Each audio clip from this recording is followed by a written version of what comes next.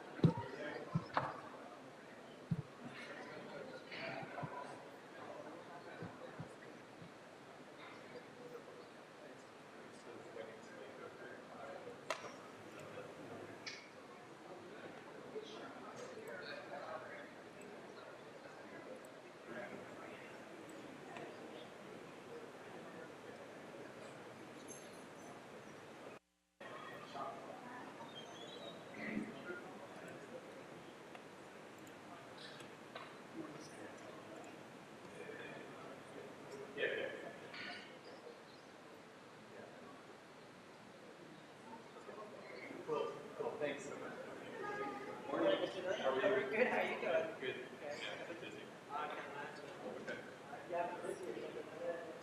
Yeah.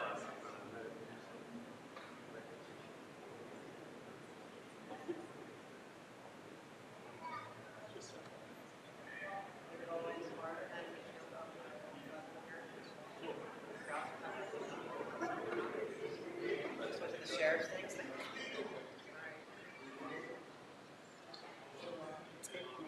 Cool.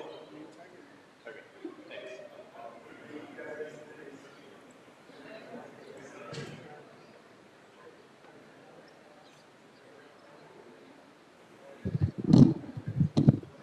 Audio test. 1, 2, 3, 4.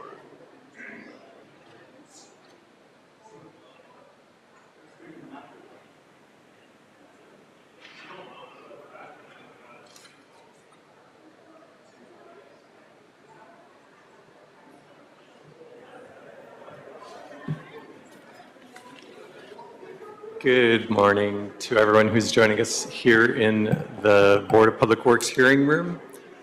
If there are any members of the public who wish to offer commentary on any of our agendized items this morning, please fill out a speaker card located in the table at the back of the room, indicate which item you'd like to speak on, and include your information. And I will record your name for the record, and we will call upon you once we reach your item. Good morning as well to our attendees who are joining us via the virtual Zoom platform. I do see a number of hands raised, and I'll go through those folks who have their hands raised. If there are any members of the public who wish to offer commentary on any of our agendized items on the virtual platform, please raise your hand. I'll call upon you, and when you are asked to unmute, if you would please identify yourself for the record and which item you'd like to speak on. I'll record your name for the record, and we'll call upon you once we reach your item. And I'm going to go ahead and start with Yvonne. Yvonne? Yes, this is Yvonne. Yes, and I'd like to speak at public comment and items 19, 20, and 21. Public comment 19, 20, and 21. Got it. Thank you so much, Yvonne.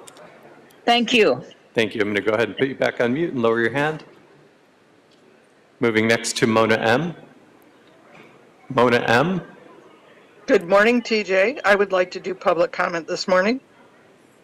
Very well. Thank you, Mona M. I have you down for public comment. I'm going to go ahead and put you back on mute and lower your hand.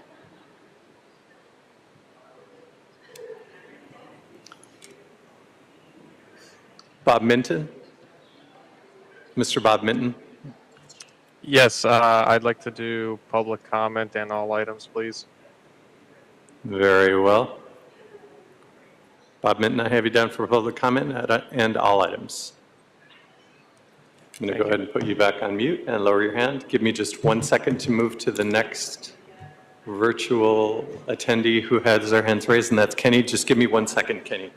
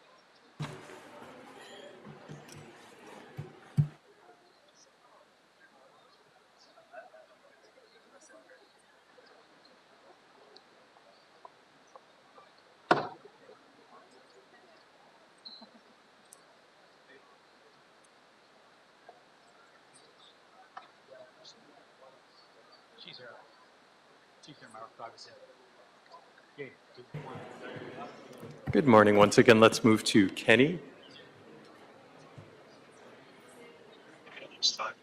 Good morning, Kenny. Yeah. Good morning. I'm sorry, can you please repeat yourself and speak clearly into your device? I'd like to speak on public comment, please. Very well. Got you, Kenny. I have you down for public comment. I'm going to go ahead and put you back on mute and lower your hand. Merjam, and I apologize if I'm mispronouncing your name, Merjam. Would you like to offer commentary this morning? Okay, we'll move next to Amy's iPhone. Amy's iPhone. Yes, I'm here. A public comment, please. Very well. I have you down for public comment, Amy. I'm going to go ahead and put you back on mute and lower your hand. We'll make another call for, I think the individual who had their hand raised has now dropped off. If there's anyone else who is joining us on the virtual platform who wishes to offer commentary, who has not already offered commentary, please raise your hand. Identify yourself for the record and which item you'd like to speak on. I'll record your information and we'll call upon you once your item is received. And we should get started in the next 5 to 7 minutes. Thank you so much.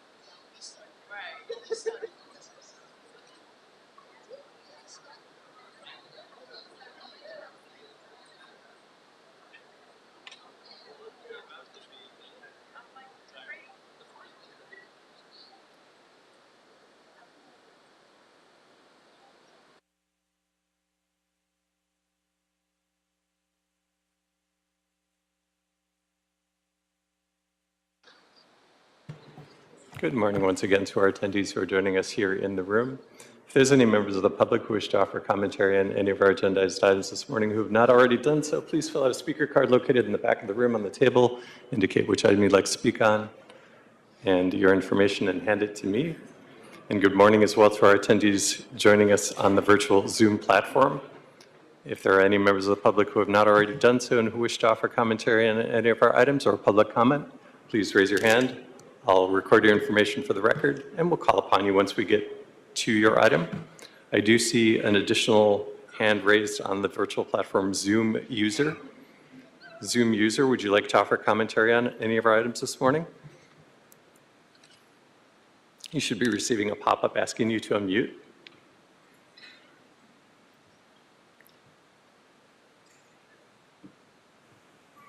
Go ahead, Zoom user.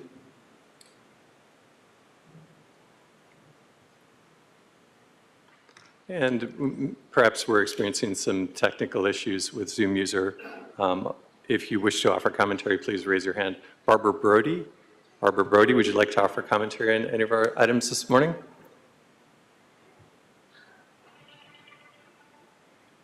Yes, please. I would like to comment on the staff report. For which item? I've lost the item number. It's down at the very bottom. Hold on. Oh. My agenda has disappeared. It would be, have I found it? Oh, sorry. Here we go.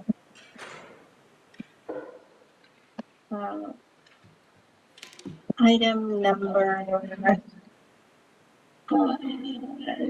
21. Very well. I have you down for item 21. Barbara? Thank you. Thank you. I'm going to go ahead and put you back on mute. And I'll make one final call for attendees joining us via the virtual platform who wish to offer commentary on our items this morning. I do see that Barbara has raised your hand again. Do you have additional items? Okay, and you've lowered your hand. Thank you so much, and we should get started momentarily.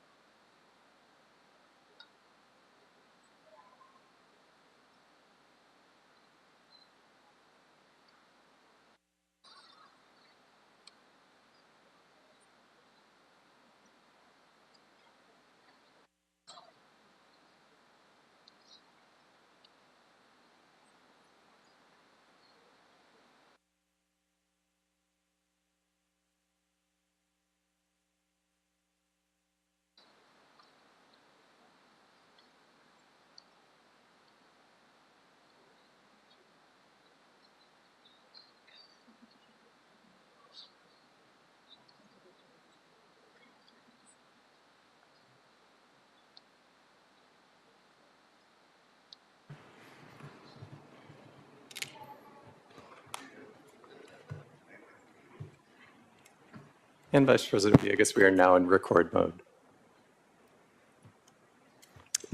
Great. Well, welcome everybody to our regularly scheduled meeting for October 2nd, 2024. Welcome to October.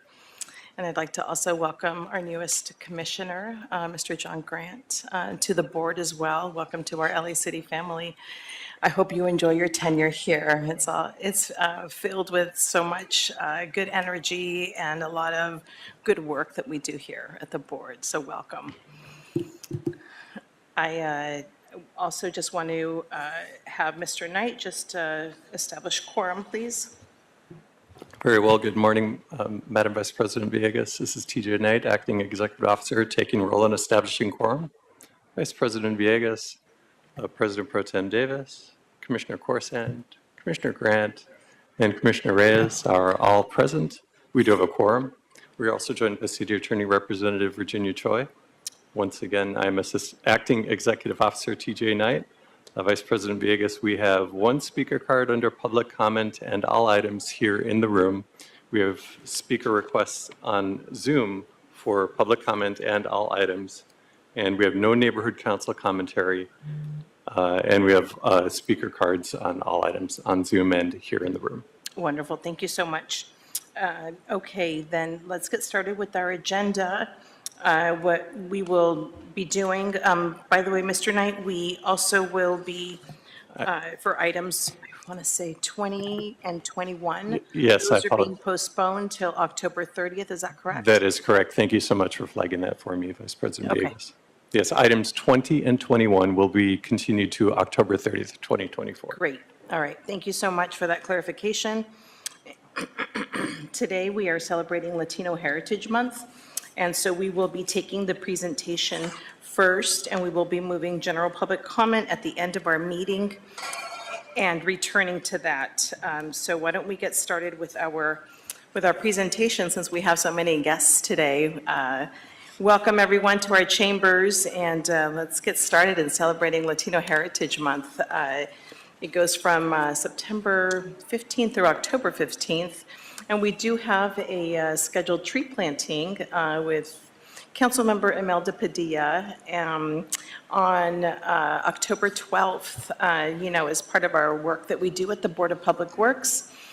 We also work with street services, and under our purview is just a lot of tree planting that we need to do. Obviously, we have a lot of special events coming up over the next few years, and we know that the District 6 needs a lot of additional trees, and so we will be having a beautiful celebration on October 12th. Hopefully, many of you can be able to join us, and we will be planting in an area that desperately needs trees, so we're really looking forward to it. All right, well, good morning, everyone, and welcome to Latino Heritage Month. Today, we have the distinct pleasure of recognizing the achievements of a few outstanding Latino employees from the Department of Public Works in honor of this special month. Each year from September 15th through October 15th, we celebrate the histories and cultures of Latino Americans whose ancestors came from Mexico, the Caribbean, Central America, and South America. It's a special time to honor the many Latin Americans, both past and present, who've inspired us and others to achieve success. We recognize their hard work, their greatness, their courage just to help open doors for those who came after to walk through. This year's theme is Pioneers of Change, Shaping the Future Together, and which recognizes the many Latinos who have paved the way for the future generations to be able to enact change and encompass the spirit of innovation, resilience, unity that defines our heritage, especially in Los Angeles, where Latinos play a vital role in all facets of the public and the private sector. Our city leaders remind us that all voices matter and that our many diverse communities belong here. As you all know, according to the 2020 census, Latinos represent the largest ethnicity in Los Angeles County, making up 48% of the population. And since its inception, LA's large and vibrant Latino community has played a major role in shaping and enriching the city's history, culture, economy, and much more. We know firsthand how important it is for the Latino voice to be represented and heard in Los Angeles. And for that reason, we strive to cultivate a workplace with employees who reflect and understand the diverse communities that they serve.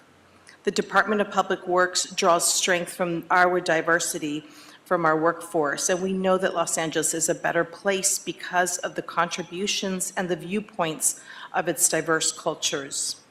Today, Latinos represent our workforce in our board offices, our bureaus at every level, and throughout our executive positions. This recognition is our way of reflecting on the celebration and the success of forging a path for the next generation of Latinos, much like those who came before us. The men and women being recognized today are amongst the more than 6,000 hardworking and dedicated public works employees who every day deliver and manage vital services to our communities throughout the city of Los Angeles and improve the quality of life for millions of Angelinos. While we continue to face challenges and adapt to those, our Public Works family continues to shine and accomplish so much, and we have an outstanding employees to show leadership, integrity, and the team spirit that we all need. Today, the board is honored to recognize 6 outstanding Latino employees for their invaluable contributions to the Department of Public Works in the city of Los Angeles. And it is my pleasure to invite President Pro Tem Mike Davis to introduce us to our first honoree. Thank you so very much, Vice President Teresa Villegas. And I first would like to thank you for coordinating Latino Heritage Month for 2024. And as the Diversity, Equity, and Inclusion Officer for the Department of Public Works, it is critically important for us to continue to recognize all of the various cultures in Los Angeles on an annual basis. It is a priority for the mayor's office and for us in general in the city to be inclusive. It is my pleasure to introduce our first honoree. We know firsthand how important it is for the Latino voice to be represented and to be heard in Los Angeles. Let's see here. For this reason, we strive to cultivate a workplace with employees who reflect and understand the diverse communities they serve.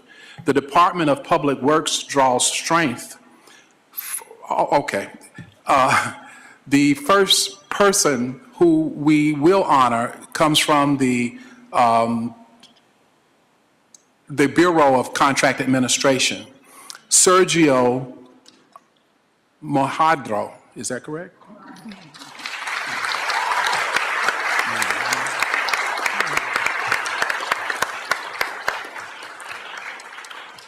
Sergio is a senior construction inspector with the Bureau of Contract Administration in the wastewater construction division and has been working for the city of Los Angeles for 24 years.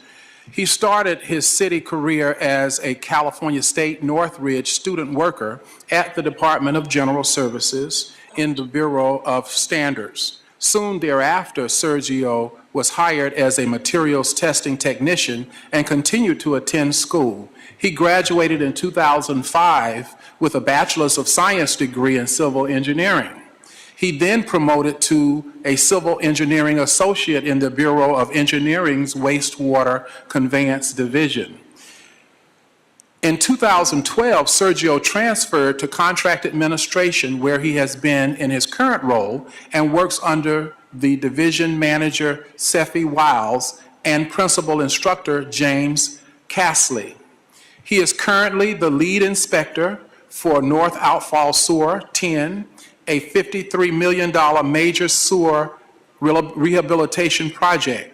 Sergio has been grateful for opportunities he's been given to advance his career within the city and enjoys giving back by helping train and mentor new construction inspectors. Sergio is the oldest of 5 siblings and a first-generation Latino who was born and grew up in the San Bernardino Valley. He attended and graduated from Sylmar High School. He lives in Sylmar and is the proud father of 5 children, 3 girls and 2 boys, ranging in the ages from 14 to 27 years old. Thank you, Sergio, for the important work you do to ensure that critical city sewer projects are completed and done safely. Congratulations, Sergio. Thank you, sir.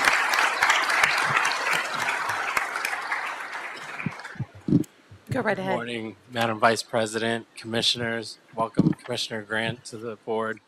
I'm so pleased to be here today to speak about Sergio. You know, you read a little bit about his bio, and when I first got the email about nominating employees, it talked about employees with a can-do attitude. And you talk about Sergio, who's raising young kids, has his job and earning his engineering degree at the same time. If that's not a can-do attitude, you know, I don't know what is. But that's one of the things I love best about our inspectors is that attitude and the diverse experience and backgrounds that they all bring, right? They all contribute, whether they came to us with zero construction experience, some are contractors, some are engineers, and they bring all that, as Sergio does, to his work on our projects. And he's the lead on one of our largest active sewer projects for a reason, and I think that's representative of the trust that the Bureau has in him to make sure that the city's interests in that project are protected. And you know, as a first-generation Latino, you mentioned paving the way in your introduction, Madam Vice President, and he's certainly passionate about being able to train future inspectors, or the inspectors are younger inspectors that are learning on the job. And you know, Sergio, you have 5 children who should be very proud of the role model and the example that you've set for them as a first-generation Latino, and you're paving the way for them. So really, congratulations. I don't want to miss, and I want to just recognize his wife, Gloria, who, as we all know, there are great things that Sergio has been able to do for the Bureau, but none of that is possible without the support and love from his wife. So congratulations.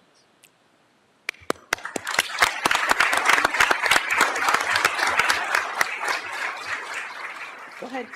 I thank my wife for supporting me all these years. I want to say I'm grateful for the opportunity to be working with the city, and I want to say thank you to Raul, Sefi, Jim, for nominating me for the recognition, and all my fellow friends and coworkers that are here to support me.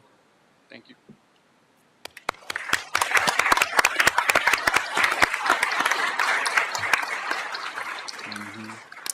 Congratulations indeed.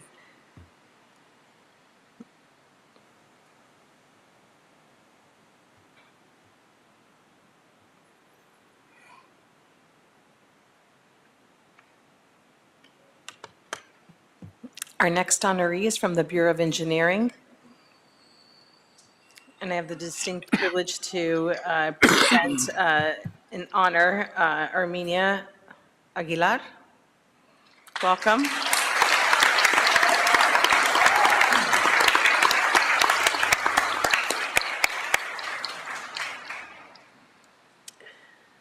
Currently works in the Permit Case Management Division, and she joined the Bureau of Engineering in 2002 and worked in various capacities, and those include construction management and wastewater construction, civil design, engineering and wastewater conveyance, almost 20 years in the development services, helping constituents with all types of construction permits and public right-of-way easement requests.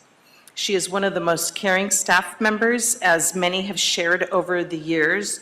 Numerous times, the Bureau has received comments from the public counter customers thanking us for her attention and navigating them through the process. It is not easy, so thank you for that. She truly carries a can-do attitude towards all people and never backs away from a difficult challenge. Armenia treats everyone equally, no matter how small or big an issue is, and projects and excels in engaging her peers and keeping a great team dynamic in the office. Armenia's parents immigrated from Jalisco, Mexico, and she was born and raised in Los Angeles, where her father still resides. She went to Venice High School and graduated from Cal State Los Angeles with a degree in civil engineering. Outside of work, she is just as busy as the mother of 3 teenagers. I can commiserate with you later.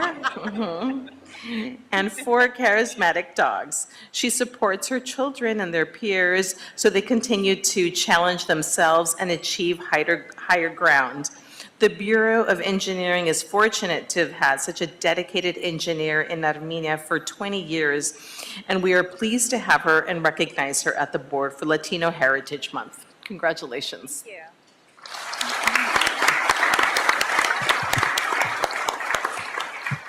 Good morning. Thank you so much, Vice President Villegas and Commissioners. Ted Allen, the City Engineer with Bureau of Engineering. I've had the honor to know and work with Armenia for many, many years, and her husband as well, who used to be with Bureau of Engineering way back in my geotech days. They're both amazing. But I'm going to do something a little bit different today, which is read an email we received some time back from a developer that was thanking us for Armenia. So I'm going to start with that because they really put it well into words. It says, I, as a client project owner, have been working with Miss Armenia Aguilar. I understand you're the department manager. This went to her, not to me, to her supervisor. I wanted to reach out and share with you my experience in working with Ms. Aguilar. She has been quite responsive with excellent customer service, quick to respond with a positive attitude, and a kind individual who wants to get the job done. She takes initiative. She has a whatever it takes mentality, and she's been very supportive and effective in producing results.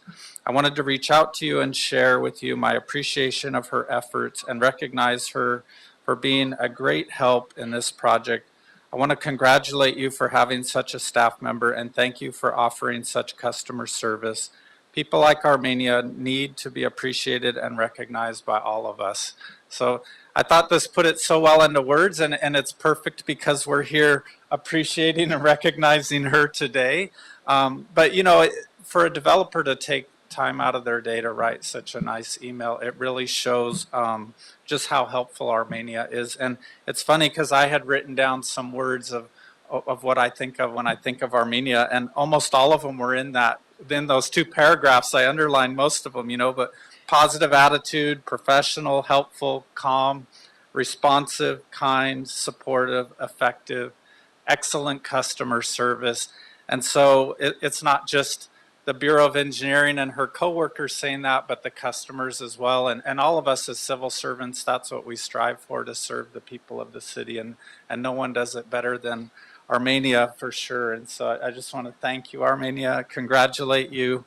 I will, I guess, be the one to hand off the certificate from the Board of Public Works. And thank you so much. Thank you. You can take this off too. Yeah, congrats. Thank you. I'm a person of very few words, surprisingly enough. I guess it's just easier to work with the customers, but I just do want to say thank you for having me here.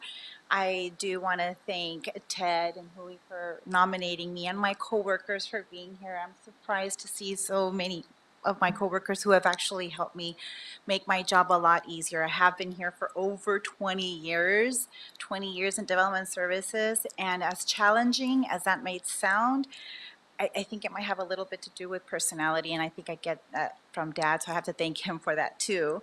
But ultimately, at the end of the day, I think I also do this for my family and my husband and my 3 kids, and my 4 wonderful dogs.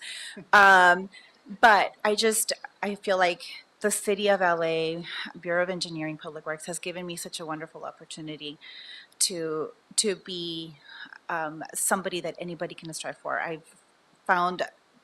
met so many wonderful people over the years, and honestly, I enjoy my job. It sounds crazy to say that it's just working with customers, but I think it's just working with people and being able to help them get through this crazy system of getting permits or just trying to figure out where to go.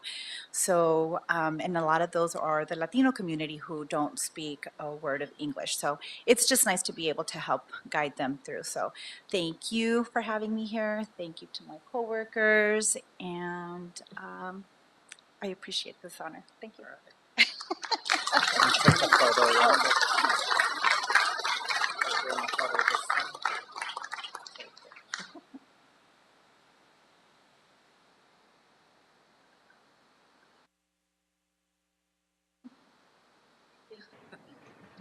Thank you and congratulations. And next we'll have Commissioner Reyes. Okay, this one is a wonderful awardee, known by so many people and revered by LA Sanitation and the Environment. I want to call on Paul Cobian, Environmental Affairs Officer of LA Sanitation and Environment, and Alex Helou, our Assistant Director for LA San. And whoever wants to stand up and speak, stand up behind Paul so you could be called on to provide your remarks. So Paul, here you are. Paul is an Environmental Affairs Officer with a profound commitment to environmental leadership within the city of Los Angeles. Since 2008, he has been an integral part of the LA Sanitation and Environment, where he has contributed his expertise in regulatory compliance, legislative advocacy, and policy formulation across LA Sanitation's clean water, climate action, and solid resources programs. His leadership as Assistant Director for LA Sanitation's Solid Resources Citywide Recycling Division involves spearheading the comprehensive plastics reduction program. This program is pivotal in reshaping Los Angeles by substantially curtailing single-use and disposable plastics. In fact, yesterday we were at the press conference where Paul and his team were officially recognized for their work, and where the City Council Energy Committee officially, and the City Council itself as a whole, recognized this policy that will reduce plastic pollution and divert plastic away from our landfill. So thank you, Paul, for this. This is huge.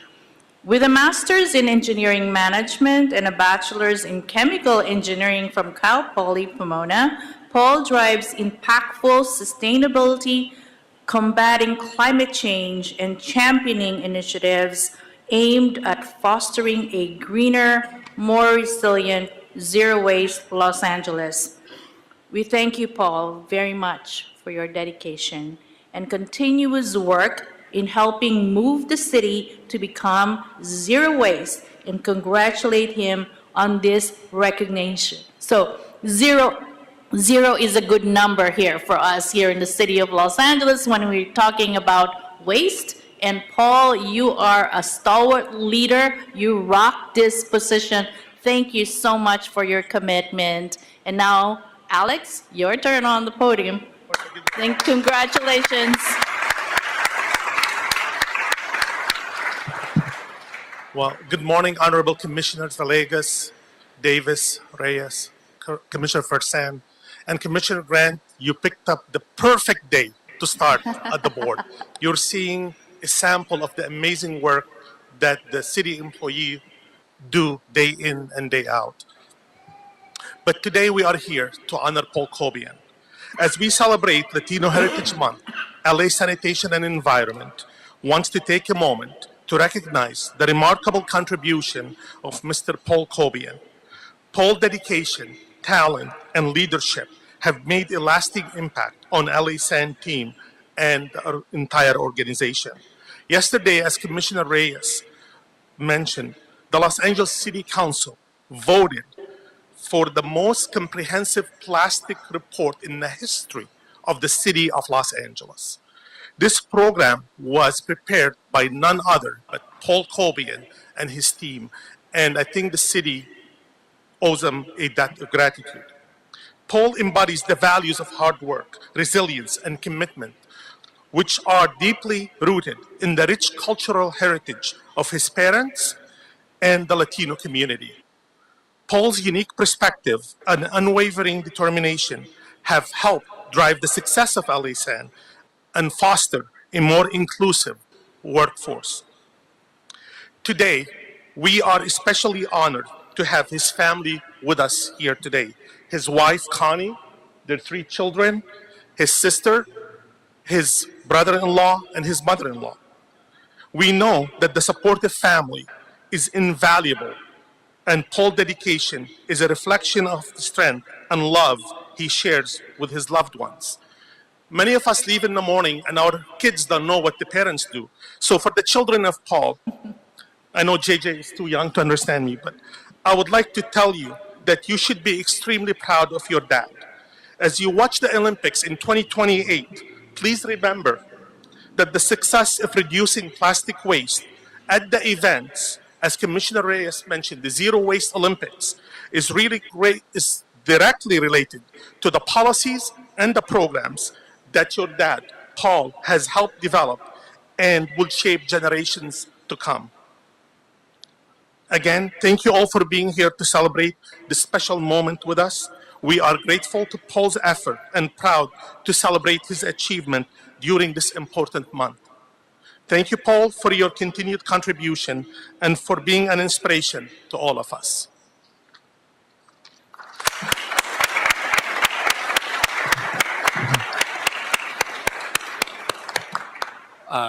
Thank you, Alex. Thank you, Commissioner Reyes, and to the rest of the board. Thank you for taking this time out of the work that needs to be done by this board for this department. Also wanted to thank Dr. Rowena Romano, my team, that Michelle, one of my supervisors, Christine, and the rest of the staff that are here supporting me. You know, we're doing incredible work, and it's work that we love. I want to thank my family, as Alex mentioned, my wife Connie, my son Caleb, Olivia, Joshua, and my mother-in-law Goni, and then we got Vicky and Alan as well. It's been my support system for many years, and I love my family dearly. As Alex mentioned, we do this because we love this. I'm a first-generation Latino, and I am the beneficiary of my parents' self-sacrifice and self-determination. And I'm aware of that every single day, that the little bit that I can contribute, there's been so much more that's done before us. And so I'm proud of that. I want to thank you all just for allowing me to represent the rich and vibrant Latino culture that continues to inspire many of us. I am truly humbled. I look forward to continue to serve, uplift, and inspire, just as my community has always inspired me. I do accept this honor with humility, knowing that my story is part of a much larger tapestry of perseverance, culture, and pride. So thank you all.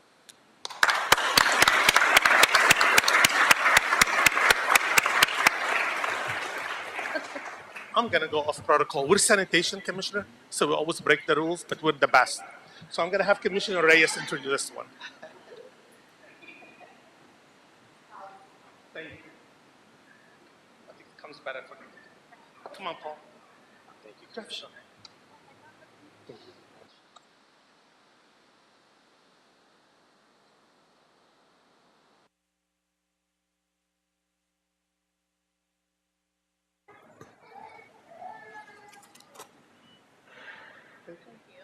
Congratulations.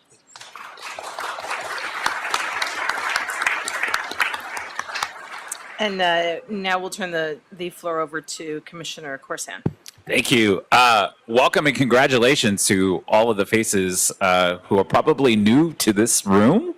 If it's your first time here, hang back and take photos because it's a really remarkable room that is also named after a very prominent and pivotal player in Los Angeles history, the Roy Ball hearing room. So if you have a chance, just do look up the history of that because it speaks to why we're here today.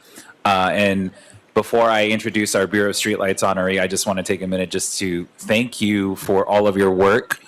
What makes LA so fabulous and wonderful is that it is a global city, and you can't be a global city unless your workforce embodies and reflects the values that comes with that global population. And what we're doing here today is not just necessarily highlighting your heritage, but recognizing the pivotal work you do that contributes to the glory and the beautification of the city of Los Angeles. And your backstories is always remarkable and fascinating for me. I'm going to go back to the Sylmar High School shout out as a Valley boy. I really like that one. So congratulations all. And our next honoree is Abel Duran from the Bureau of Streetlights, street lighting electrician.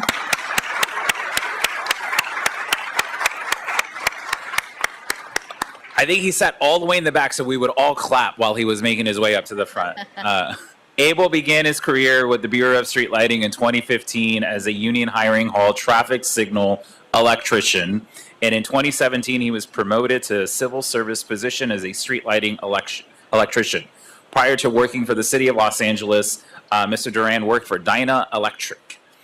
His generosity and caring and giving nature extend to the workplace. He actively participates in training committee in the Field Operations Division, ensuring field staff stays safe while working, providing and offering his support, as well as building rapport with his colleagues. He hopes to continue learning, promoting to supervisor, and training his colleagues in the workplace. Mr. Duran was born in Tijuana and immigrated to the United States when he was just 2 years old. He is a devoted church member and a compassionate, faith-driven individual in his community, and he hopes to continue that, as well as he opens his home up. I'm going to pause here and say this as slowly as possible because this is remarkable. And Mr. Duran opens up his home and temporarily fosters children whose parents are navigating the immigration process. Thank you for that. Why are you moving public comment to the end? You can't do that. This is a Brown Act violation. Stop moving He public lives in comment Fontana to with the his end. wife, Eve, who is from Costa Rica, along with their 2 sons and daughters. Stop Outside moving of it to work, the end. Abel enjoys family trips, whether it's a Public road trip comment or is international.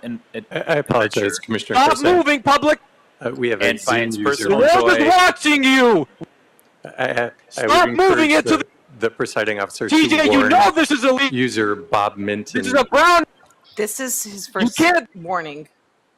Thank you. And further interruptions You can't do this, will TJ. result. This is illegal, TJ. This is a Brown Act I would encourage TJ. a second warning. violation, TJ. This is a Brown Act violation, I TJ. would encourage the presiding officer to issue a second warning. I This is a apologize for Brown the Act- interruption. Are you able to mute him? Brown Act violation, And he's unmuting TJ. himself. He just keeps You it can't do this, Teresa. He just keeps Brown unmuting Act himself. violation. Why don't we drop him from the call? Okay. He's been warned. It's a Brown Act violation, TJ. It's a I've Brown removed. Act violation, TJ. You can't put. Okay, we have another user named Okay. Kenny. Named Kenny, who Kenny is is doing his this. first warning. Thank you. Kenny, please do not interrupt the meeting. And user Bob Minton has been removed from the meeting. I apologize. Thank I you. apologize.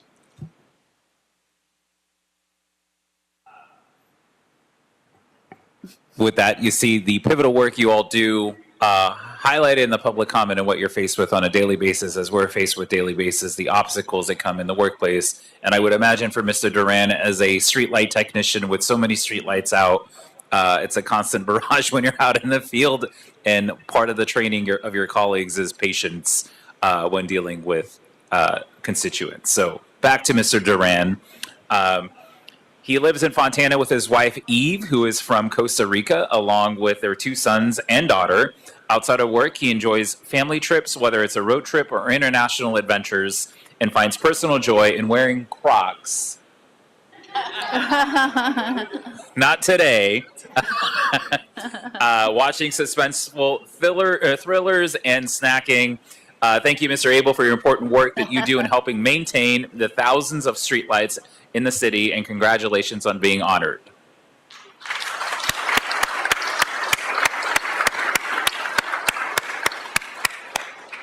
Good morning, Commissioners, and thank you for having us all here today to take the time to recognize some of the extraordinary employees that we have working in our department. We all know that the employees of Public Works are going over and beyond every single day, and they're out in the field, essential employees who make our department shine, especially in the Bureau of Street Lighting, and really be the folks out there getting the things done and that are very visible to the constituents and making a difference in Los Angeles. I'm going to keep this super short and actually pass the speech making off to the head of our field operations, Sylvia Torres. But I wanted to say some words just to honor Mr. Duran. I'd be remiss if I didn't take the opportunity to thank him and congratulate him firsthand. He's a success story. As you mentioned, he came to us from the IBW hiring hall. So he was meant to be temporary and as needed. And then, you know, just to fill a specific gap in our workforce at that time. And while we hiring all hall employees when we have these needs, I'd say it's fairly rare for us, at least, to get folks hired through the civil service process from this path. and go on to work a whole career and hopefully retire through the civil service path within the Bureau of Street Lighting. So we are so grateful that Mr. Duran came to us through the hall and decided that the Bureau of Street Lighting would become his long-term home. And we've been able to benefit from his hard work and dedication for all of these years. So I just want to say thank you and congratulations, and I'm going to pass it off to Sylvia Torres, the head of our field operations. Thank you.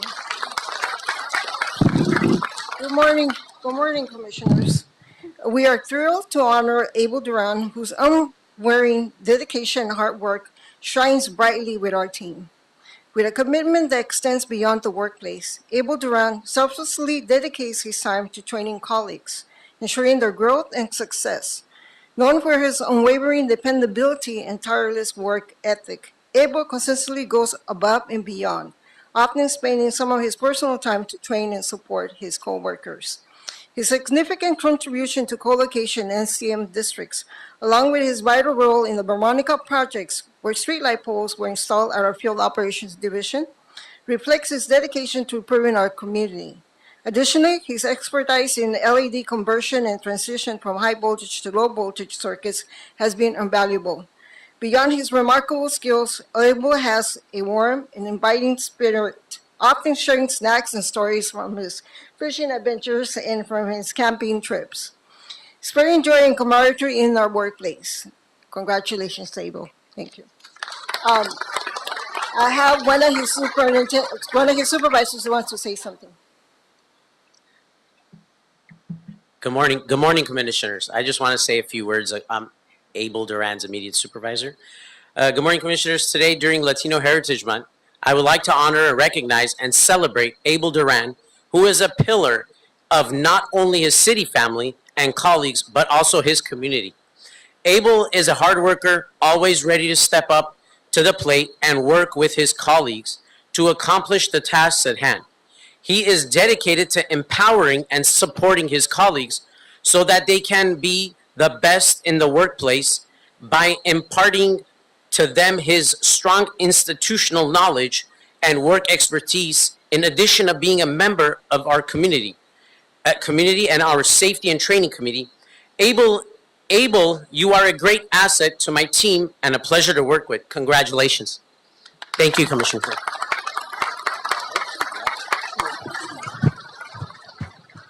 Hello. I have nothing to say. I already said it all. First of all, I want to thank God, and then I want to thank everybody that came. I'm a firm believer that you don't know good till you've seen bad. You don't know light till you've seen darkness. And I grew up in LA in poverty. I know what it is not to have food. I know what it is not to have money for new things. I know what it is to get evicted. I know what it is to need money. And I also went to a private contractor. I know what it is not getting lunch and not getting paid. I know what it is, your check being short. I know what it is getting punished for taking days off to see your daughter graduate, taking days off work. I know what it is for getting demoted for taking a couple of days off to see your last son being born. I'm a crybaby, so don't worry. And that's why I wouldn't change none of that, because that made me who I am. Because of that and my parents' hard work, see, and my wife's always supporting me and pushing me forward. Between that formed me. So I learned to appreciate the little things. I learned to appreciate working for the city of LA. I learned to appreciate the financial stability. I learned to appreciate the blessing that it is working in a place like the city of Los Angeles. When I came here, the best thing about it, when I came here, I said, wow, I want to be here. Like she mentioned, I came from the union. I want to be here. This feels like a family that I can speak. I can't speak for all the bureaus, but I'll speak for the BSL. It's like a family.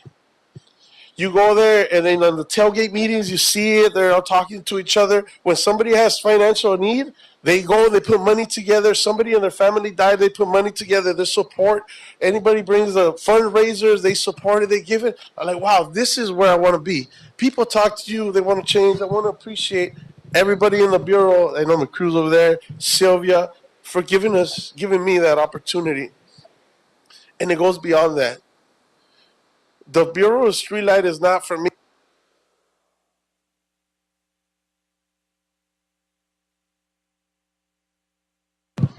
All right, yeah, I turned it off. Turn it back on. Yeah, I was the one to start screaming. The Bureau of Streetlight is not just my job. It's not just my career, it's my work family. We go beyond that. We do camping trips outside of work, fishing trips outside of work. We go to hockey games together. We know each other's families. And I think that's what I appreciate more. Being part of a family. I want to thank Sylvia for giving me the trust. I want to thank Harry. I have other guys that are not here. My crew's right there. I want to thank all you guys for trusting me and letting me be a part of your family. It's amazing. This recognition means a lot to me. From a young boy growing up in poverty to getting recognized in the city of LA, yeah, for me, it's a big deal. Thank you guys. Appreciate it. Thank you, everybody. Take a picture.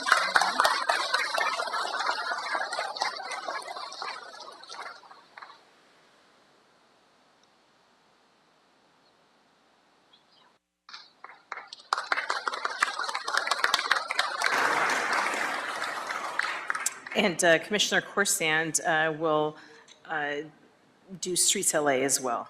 I think we're going to pass this one off to Commissioner Grant. Okay, all right.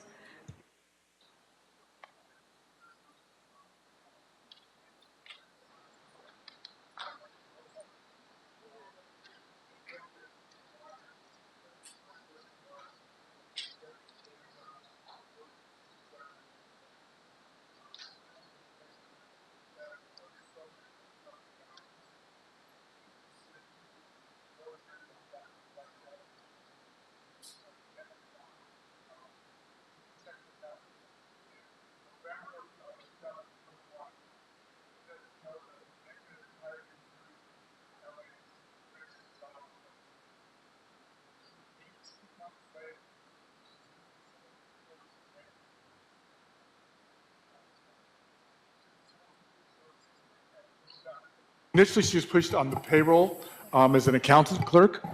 Oh, this one's better. Sorry. That's all right. And immediately took to the job and was excellent. Her enthusiasm, her ability to adapt to it and adapt and even train others. Then, after the civil service exam, 18 months later, she became a full accounting clerk and took part in the transfer of payroll systems from PaySR to Workday, which, as anyone knows, is one of the most complicated things. I was in a union that had half the number of employees that you had, with 4 times the number of employees to take care of it, and it was a nightmare. We couldn't talk to them for a week. So really, and I know everybody in this room appreciates her work in payroll. If there's anybody that we appreciate, it's payroll. But the same time, carrying on 2 other full-time jobs, because she's the mother of 6 children and several grandchildren, got her degree, her BA, as well as a Master's of Business Administration. It is just a testimony to what we have in this city and the excellence that you've shown, your enthusiasm, already training other new employees in the ins and outs of the job. It's just phenomenal. And I'm really, congratulations on all of your achievement and your hard work. We are so proud of you and appreciate it. Thank you very much.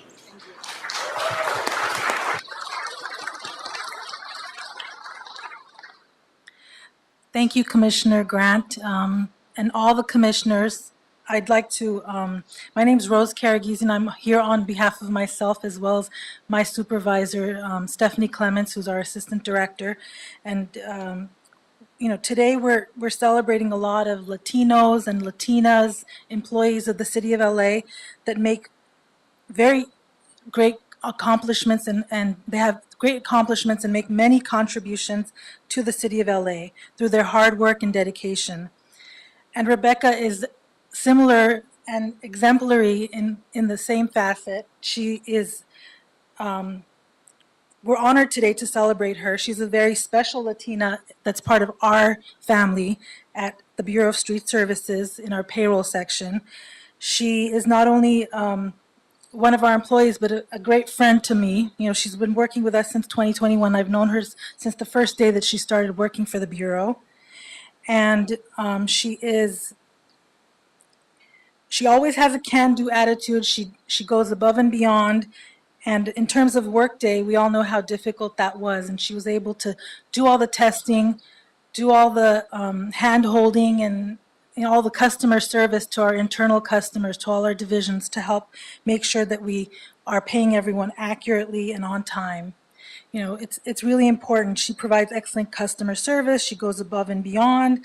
And the most important thing is that she does it all with a smile. She's always smiling and happy to have the opportunity to assist all of the different employees within the Bureau in the difficult transition between Pacer and Workday. So we really thank her. We're here along with other members. She's an amazing team player. All of her team is here to celebrate her. So thank you for being here, and I'm going to go ahead and pass this to Rebecca to say a few words. Thank you.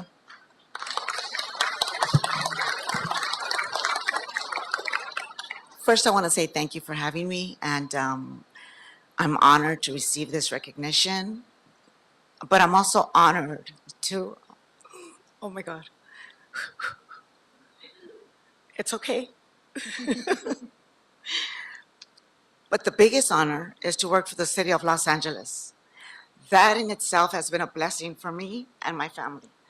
My husband is here too, but I couldn't do any of it. First, I thank God, then I thank my leader that's hiding behind that pole over there, and my wonderful coworkers. Amazing. I am blown away at everything, the experience, even Workday. I'm just blessed. And I don't know how many people know what a blessing it is to have a job with the city of Los Angeles. It's everything. It's job security, financial stability. I can't complain. So I am honored to receive this recognition, and I thank you for your time and your service. And I thank my leaders, my leader Rose, Martha, Judy, all my coworkers. I love them all. They're my second family. Thank you, and may you have a blessed day.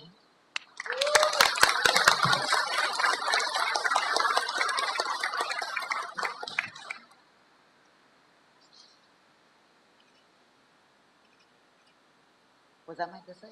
No, I'm just playing. Thank you so much. Thank you. Thank you. And I think our last honoree is going to be done by Mr. Paul Roch. Is that correct? For the Office of Beautification. Good morning. Paul Roch, Director of the Office of Community Beautification. And it's my privilege to introduce the board's honoree this morning, and that's Thomas Corrales of OCB. Thomas first began working with the Office of Community Beautification in 1993 through a program that temporarily hired people whose jobs were impacted by recent civil unrest. After 18 months with OCB, Thomas started working with one of our graffiti removal contractors in South LA, where he supervised the work in Council District 8 from 1994 to 1999. He then returned to the Office of Community Beautification in 1999 as a project assistant, coordinating cleanup events and overseeing the work of graffiti abatement contractors in South LA and on the East Side. Through his experience working with a graffiti removal contractor, Thomas has become the technical expert for OCB, providing assistance to various contractors on safety issues, technical expertise, equipment issues, and quality control issues for all of our contractors. Additionally, Thomas works with Council Districts 8, 9, 14, and 15 to coordinate volunteer cleanup and beautification events. Thomas is the guy who's always ready to work a special event, supervise contractors' special projects, such as being at the 6th Street Bridge or the 2nd Street Tunnel, overseeing graffiti abatement at 5:30 in the morning to ensure that the work is being performed correctly. He's always willing to work on the weekends to support these volunteer events. Sometimes this has gotten Thomas and OCB in a little hot water with TJ as he's accumulated a little bit over his allotted overtime amount. But I think we're doing a better job in keeping Thomas OT levels down a bit. Just a few quick facts about Thomas. He was born in El Salvador. He immigrated to the United States when he was 12 years old. He grew up in the Aliso Village housing projects, attended Roosevelt High School, where he was a starting quarterback, and beat their arch rival Garfield when he was the quarterback. So congratulations on that, Thomas. Thomas has an identical twin brother who once came to the office in place of Thomas to see how long it would take the rest of the staff to realize that this wasn't Thomas. And I'd say it took us a good, at least an hour, hour and a half before we figured it out. Thomas's twin brother has a problem whenever he walks around CD14 because people always come up to him and assume that it's Thomas and start talking to him about graffiti or how he helped them on a particular project. Thomas is the father of two sons who are both mechanical engineers. And Thomas's younger son actually played on the same high school baseball team as my son at Eagle Rock High School. Thomas, we thank you for your many years of service to the city, to the Office of Community Beautification, for always being that face of the city to the residents, someone who is out in the field, hands-on working with the members of the communities that he serves. We greatly appreciate all that you have done to maintain and beautify the city of LA. So, Thomas, congratulations.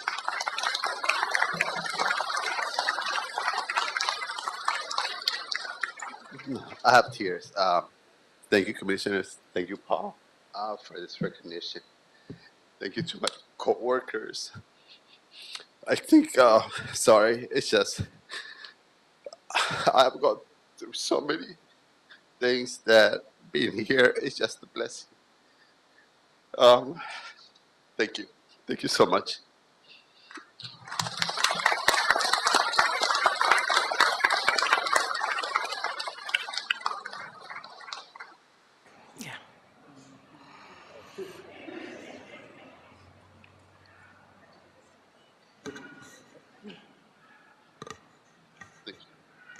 I'm at this, congratulations. At this time, I'm just going to turn let the commissioners just say one last word, just a brief comments, and then we will take a picture. I don't know if we can take a picture here, or we'll just break for about like 5 to 10 minutes to take a picture either in here or at the steps, and then we will resume with our regularly scheduled meeting. But I will start with Commissioner Corsan and just go around the room. I previously shared, so thank you. Thank you. I just am, this is just a treasure, and to be able to witness and celebrate your work and the work that you bring to this city and to every community is just, thank you once again. And it just really has been, I think probably, I was going to say it's the best day as a commissioner, but this is my first day, so it has to be the best day. It's the best day. Hope every day is at least half as good as this one. Thank you. Thank you, Commissioner Grant. I am writing down your name because I was just looking at you and I'm thinking, name, yeah. Thank you, and Pro Tem Davis. Once again, to everyone who has been recognized today, thank you so very much for the service that you have given to Los Angeles. And it is because of you and all of those of us who are here working to help serve the residents of Los Angeles.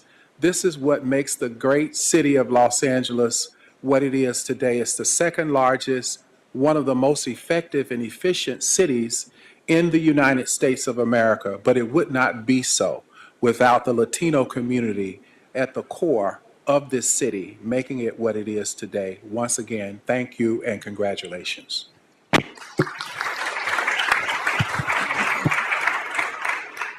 I just want to acknowledge the richness of the talents that we have here in the city of Los Angeles, especially our Latino population, our Latino employees. But most of all, I want to thank your families.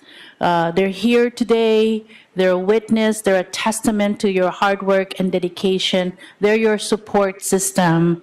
And I know that you couldn't do the hard work that you're tasked with without the loving support of your families. So to all the families of our honorees right now, thank you. Muchas gracias for all your work and love that you embody and provide to all our honorees today. Thank you. Thank you, commissioners. And just closing remarks. Congratulations again to Sergio, to Armenia, to Paul, to Abel, Rebecca, and to Thomas. For your honor, being honored today. It is important. It's so good to be able to hear everyone's stories. Everyone has a story. Everyone has a unique background. And that's what makes our city family so rich. I share with you, I came to this country as a little girl. And I took the oath of citizenship in 1996. So everyone has a story in this city family, and I think that's what makes us super rich and diverse. And for your hard work and dedication, this month we're celebrating Hispanic Heritage Month. Next, following up, we will have Filipino American Month as well.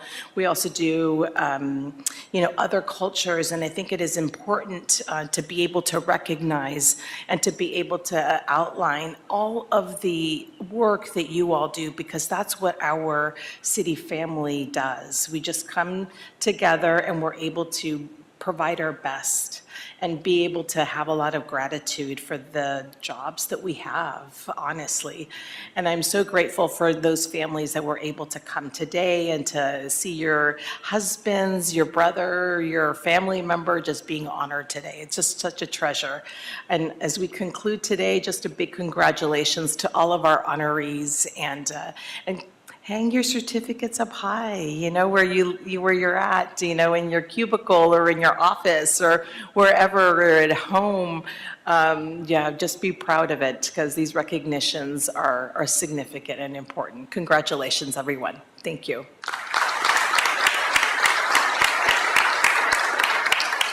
All right, so at this time, we'll take like a 5-minute break and try and take a picture. Probably out, we're going to do the picture outside at the steps. So we'll take like a maybe 7 to 10 minute break, and then we'll come back. Thank you.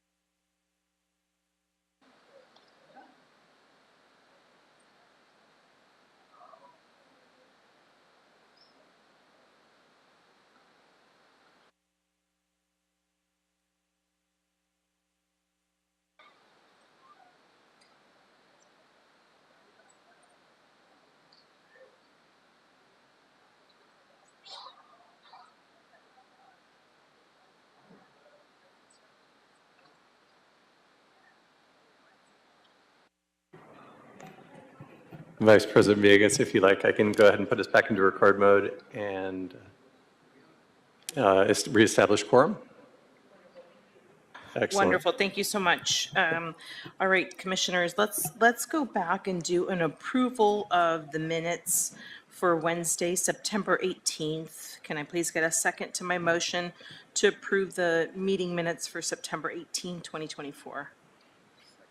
All right, Mr. Knight, we have a motion by myself and a second by Pro Tem Davis. If you can please take roll call. Will do. I quickly would like to just reestablish quorum on the record. So we do have Vice President Villegas, President Pro Tem Davis, Commissioner Grant, Commissioner Corson, and Commissioner Reyes present. We're joined by City Attorney Representative Virginia Choi. I'm TJ Knight, Acting Executive Officer.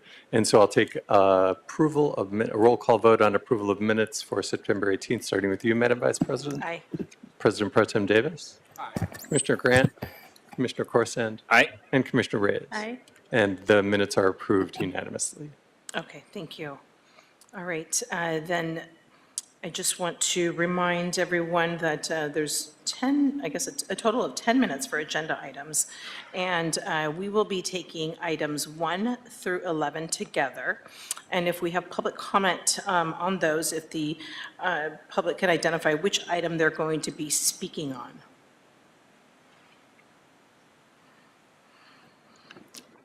Yes, we very well, Vice President Villegas. So just to clarify, I'm going to take items, the assessment hearings, and I am batching those together, 1 through 11. and for items 1 through 11, we do have public comment on those items, and you're limiting the public input to 10 minutes for the total for these 11 items. Yeah, it's nothing different from any Okay. other meeting that we have. I'm just reminding the public commenters that they have a total of 10 minutes to speak on any agenda items. Okay. And if they're Very well. speaking on items 1 through 11, if they can identify which items they're going to be speaking on. Very well. I would like to also remind members of the public, please keep on topic. If you do not speak on an agenda item or on an item that is within the board's jurisdiction for general public comment, you will get 2 warnings and then you will be removed. And so we do have commenters in the room or Yeah, Audit LA? Audit LA, if you'd like to approach the podium.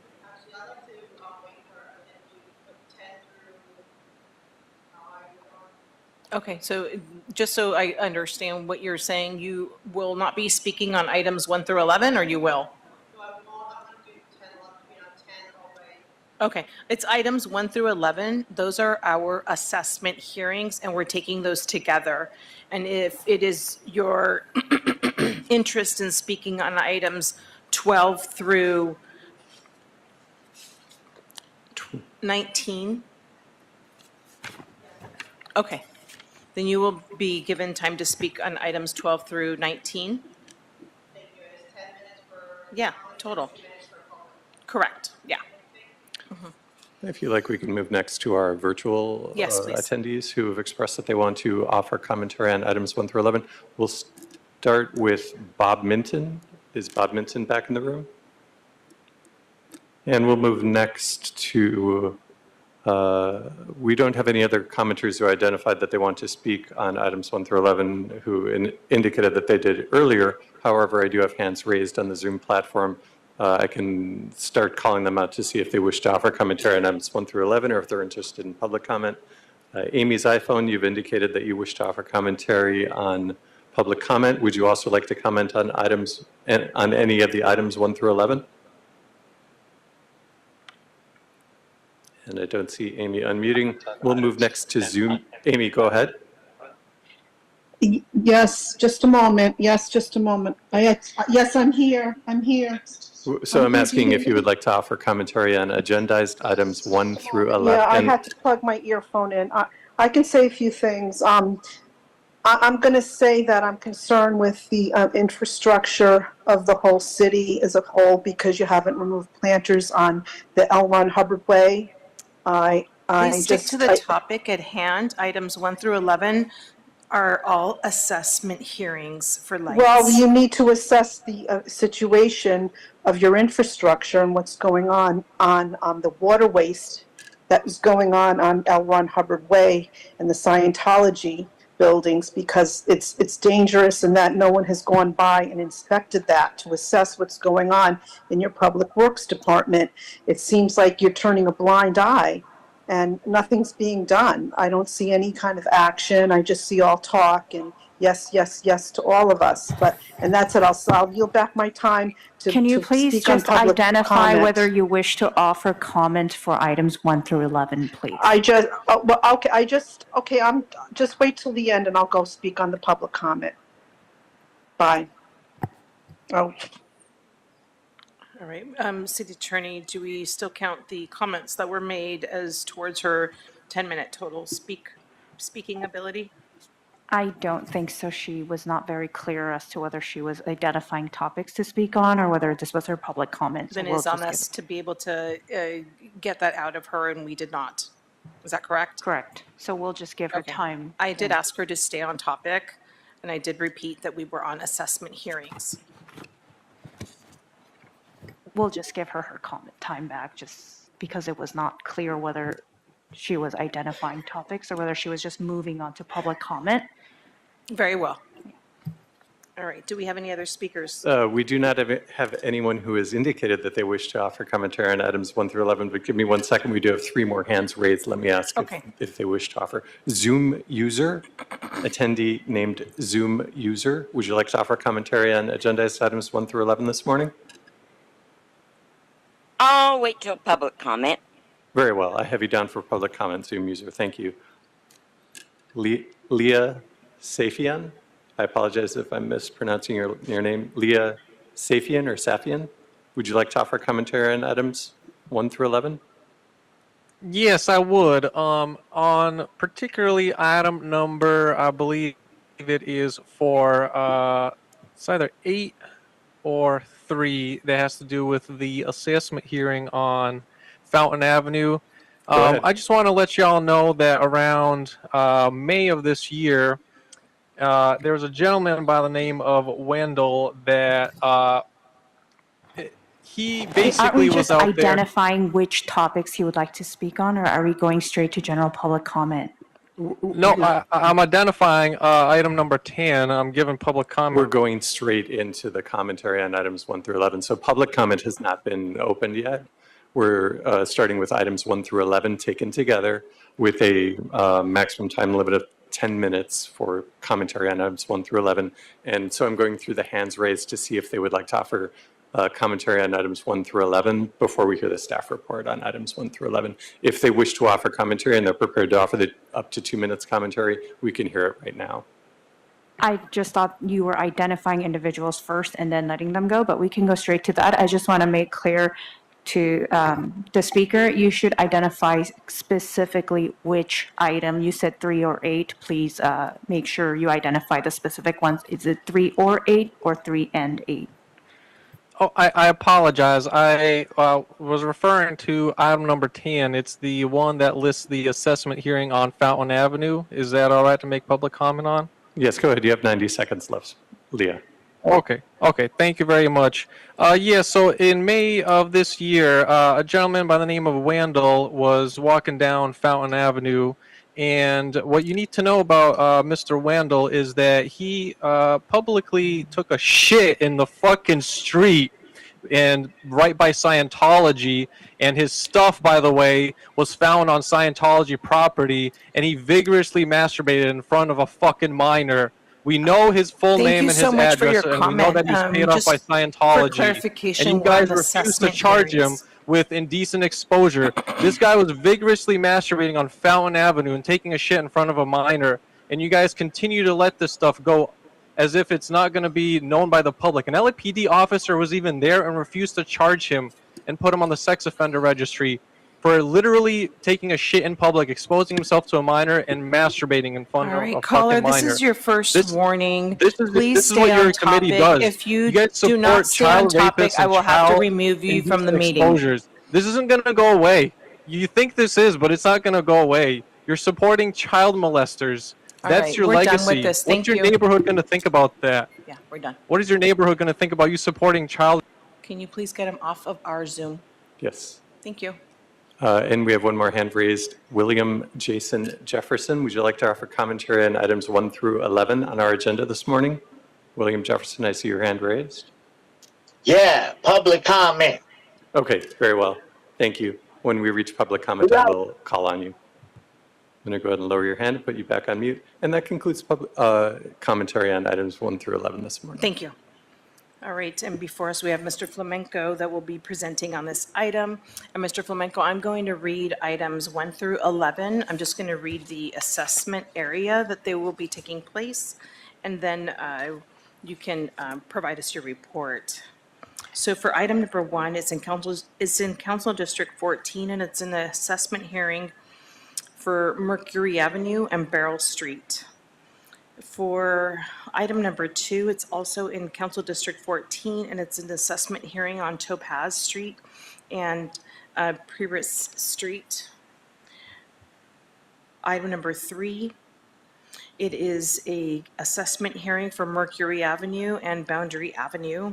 Item number 4, it's in Council District 5, and it's an assessment hearing for Louise Avenue and Otisiego Street, Item number 5, it's in Council District 14. It's an assessment hearing for Mount Helena Avenue and Frackleton Place. Item number 6, it's in Council District 15, and it's an assessment hearing for 10th Street and Cabrillo Avenue. Item number 7, it's an assessment hearing in Council District 14, and it's in 6th Street and Maple Avenue. Item number 8 is in Council District 14, and it's an assessment hearing for 6th Street and Gladys Avenue. Item number 9, it's in Council District 14, and it's an assessment hearing for 6th Street and San Julian Street number 1. Item number 10, it's in Council District 13, and it's an assessment hearing for Mariposa Avenue and Fountain Avenue number 1. Item number 11, it's in Council District 4. It's an assessment hearing for Hal Brent Avenue and Hatteras Street. And that is it. And so I will turn this over to Mr. Flamenco to give us a report. Thank you and welcome. Good afternoon, Ruben Flamenco, Bureau of Street Lighting. Items 1, 2, 3, plus items 7, 8, and 9 pertain to lighting districts which we are creating in conjunction with the city's Affordable Housing and Sustainable Communities Program. Items 4, 5, and 6, plus items 10 and 11 pertain to lighting districts which we are creating in conjunction with private development projects. Ballots for items 1 to 11 were mailed on August 21st, 2024. Ballots for items 1 to 11 must be received by the City Clerk's office by next Tuesday, October 8th. We are requesting for the board to deny the protests that we just heard. We are requesting for the board to adopt and forward items 1 through 11 forthwith to City Council. Appreciate it. Thank you, Mr. Flamenco. Commissioners, do we have questions on this item?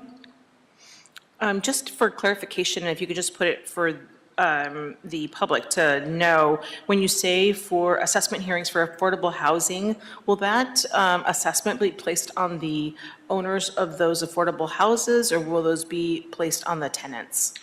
No, it's not placed on the tenants. It's placed on the city who owns the facility. Oh, on the city, okay, I appreciate it. Thank you for that clarification. All right, any other questions? I don't see any. All right, do we have a motion to approve items number 1 through 11? All right, Mr. Knight, we have a motion by Commissioner Grant and a second by Commissioner Reyes. If you could please take roll call. Very well. For items 1 through 11, we'll take a roll call vote, starting with you, Madam Vice President. Aye. President Pro Tem Davis. Aye. Commissioner Grant. Commissioner Corson. Aye. And Commissioner Reyes. Aye. All ayes. And items 1 through 11 are are approved and will move forward forthwith to council confirmation. Thank you. Thank you. Have a good rest of your day, Mr. Flamenco. Thank you. All right, and item number 12 is with the Bureau of Engineering, and we do have a public comment on item number 12 by Audit LA. The new presenter for item 12. Okay. Good morning, and a reminder, City Attorney, I do make comparisons. I do talk about historical references to previous jobs, but I will always be on topic. Are you able to reach the microphone? We do ask that that's you right. go on. I'm Thank you. sorry, I can. And thank you for always being so helpful with that. Go ahead. Reminding. Go ahead. Okay, sorry, it's hard to juggle all of this. This is number 12, correct? Yes. Okay. Yes. All right. I see we're trying to, again, it's always going up. Okay. We're going from 2.3 million to 2.5 million. How come they're never coming in saying, you know what, let's give money back to the city? So I have an issue with that because let's be honest, in comparison, it's LAPD that gets the lion's share of our budgets. And so Public Works is left with, you know, a little bit of a piece of a pie to eke out whatever needs they have. And also when it comes to confidence, I do have confidence. Oh no, this is not a Bureau of Engineering, right? Oh no, it is Bureau of Engineering. I have more confidence in a Bureau of Engineering for some reason. But at the same time, when it comes to this commission, with little exception, you know, I appreciate the, certain commissioners here. But it just seems like when it comes to the leadership of this commission, I feel that they could be more forthcoming in helping the public get the bureaus underneath their purview to do their job. And so I find it hard to believe that you're going to give all this extra money here, but will you make sure they're on point? If the public comes and complains for 6 months on end saying, hey, something's not ADA compliant with this project, are you going to do anything? Or are you just going to ignore them? And that's what I'm concerned about. I want to make sure if we're giving them more money, $2.5 million, that's a lot of money. Boy, what we could all do with $2.5 million. So, and like I said, I know we need to build these things. I know we need to do projects, but we also need to make sure they're ADA compliant. We also need to make sure that if people are complaining about abusive labor abuse, you know, like say if they say, well, the workers here are working for $47 a week instead of full pay. That's it. Thank you. That's 2 minutes. Thank you. And we do All have right, Why Mr. none of Knight. y'all ain't paying attention to that lady? I'm sitting here watching y'all. we have- Y'all doing everything else. Can you turn it So again, we have, Fuck that. Why y'all not listening to her? Show that lady all that LA takes her time to come down here and talk, and y'all disrespect her every fucking week. Fuck that shit. Vice President Villegas, I was able to mute the Zoom feed so that we can have a clear, if you like, you can clearly provide user William Jason Jefferson with a warning, and if he receives a second warning, he'll be ejected from the meeting. Y'all owe the LA respect, and the rest of the people speaking here. Yes, if we They ain't could got give, time for y'all bullshit. If we could People please, don't get paid to sit sorry, here what was the gentleman's name? and play games. William, the username is William Jason Jefferson. so William Jason Jefferson has a warning, and if he keeps with his speaking out of turn, then he will need to be removed from our meeting.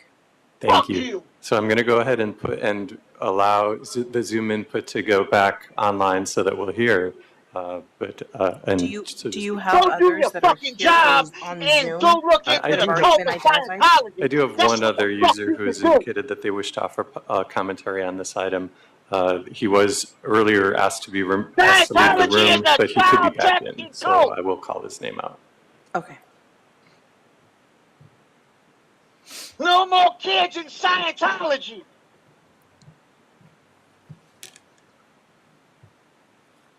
And if Bob Minton is available and you wish to still offer commentary on this item, on item number 12, go ahead, you'll have 2 minutes.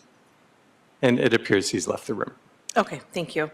All right, so item number 12 is in Council District 14, and it's a revised task order solicitation, number 81A, WSP USA, Inc., and recommending that the board authorize the city engineer to issue a revision to the task number 81A to WSP, increasing the budget authority from $2.3 million to $2.5 million for engineering support services for Phase 2 of the project approval environmental document phase for Huntington Drive Multimodal Transportation Improvement Project. And before us, we have Mr. Jerry Hernandez. Welcome.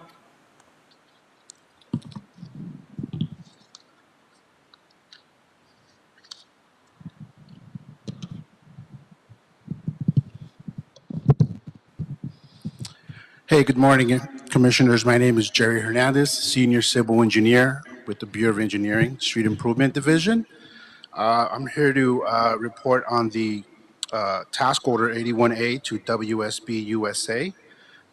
This is a new increase to a revision to an ongoing task order 81A to WSB USA, increasing the budget authority from 2.3 million to 2.5 million for engineering support services for the Huntington Drive multimodal project. The project aims to provide pedestrian access enhancements, traffic infrastructure improvements, additional green space, and improve the mobility and access to the local community through collaboration with the Council District 14. The request was made due to changes made to the original scope of work of Notice to Proceed 1. The items that have been proposed as part of this scope of work changes are additional consideration for preliminary design of public space alternatives, traffic analysis due to out-of-date data, additional geographic representations and renderings for public outreach, additional scope for development of a complete estimate of construction costs. This would include construction staging. And lastly, acceleration of the level of effort to complete all tasks in the remaining time caused in part by the scope changes from the original proposal of NTP 1. So that's the DBE percentage participation level for this particular task is 8%. And the funding for this project is provided through the Transportation Grant Fund, which is front funding, which will be reimbursed 100% by the Regional Surface Transportation Program grant funds. This concludes my report. I appreciate it. Thank you so much for your thorough report. Commissioners, do we have any questions on this item? Go ahead, Commissioner Reyes.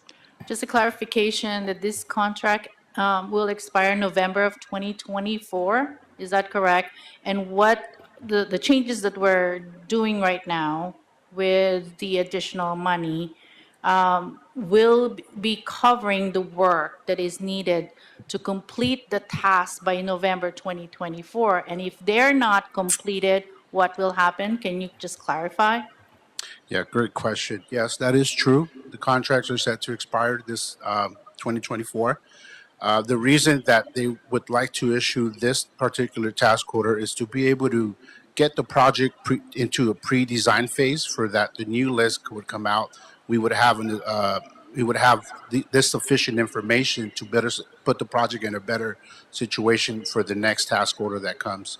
According to negotiations done for this particular proposal, it was accepted that WSP's effort was going to be made to meet this deadline's expiration of November 2024. And should they fail to complete any of the tasks included in this task order solicitation by the contract expression date, they will be compensated for the work completed and not compensated for any work not completed. And the remaining tasks will be included as part of the next establishment of the PQOC list. So the next pre-qualified list will be established at what point in time? Like, can you tell us? I am not really too familiar with that date. I understand they've been working on it, but I have not been involved with that establishment. Because I'm just thinking about what gap, right? Yeah. If the contract expires November 24, when the new on-call list will start. And the work is going to be paused. Yeah, the work would need to be paused, unfortunately, given there won't be a contract or task in place. I can get back to you with that response as to what that time period is going to be from the time it ends to when the new one will start. Okay, can you make sure that you get back to all of us here on the board about that situation? Okay. Thank you so much. Can you go ahead? Commissioner Reyes, we do have a Bureau of Engineering representative. Oh, we do? Who I can ask if they have that, if she has that information.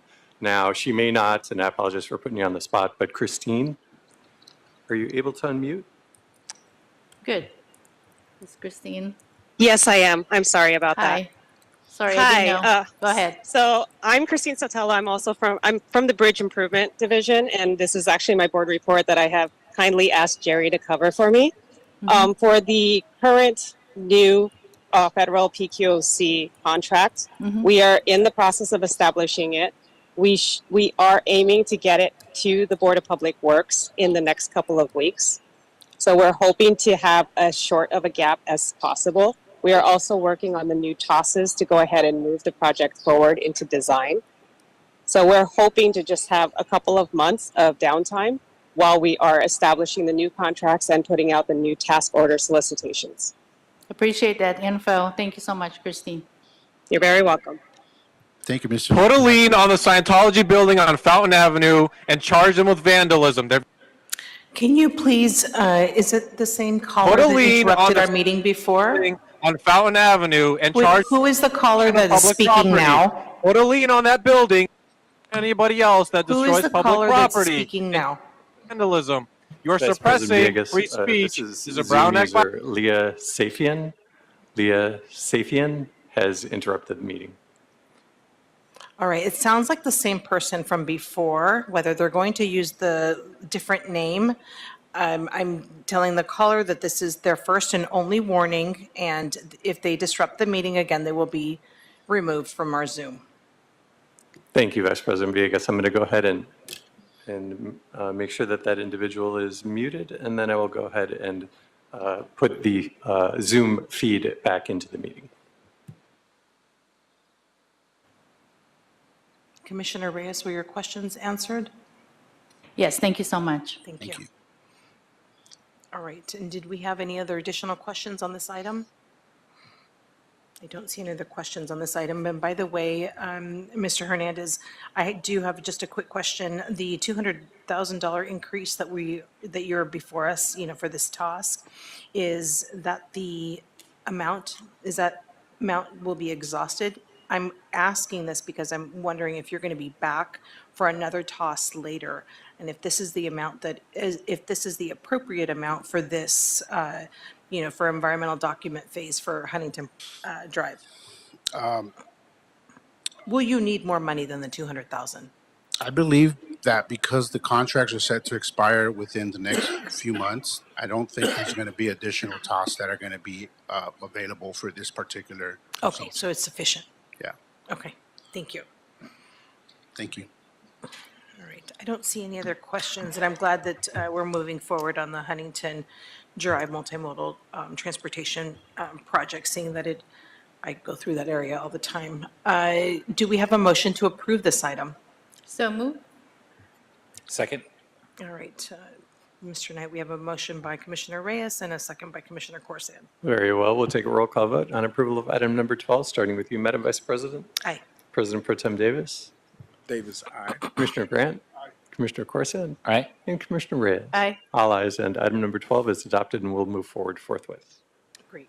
All right, then let's move on then with item number 13, and this is in, before we do that, we have a public comment, Audit LA, for item number 13.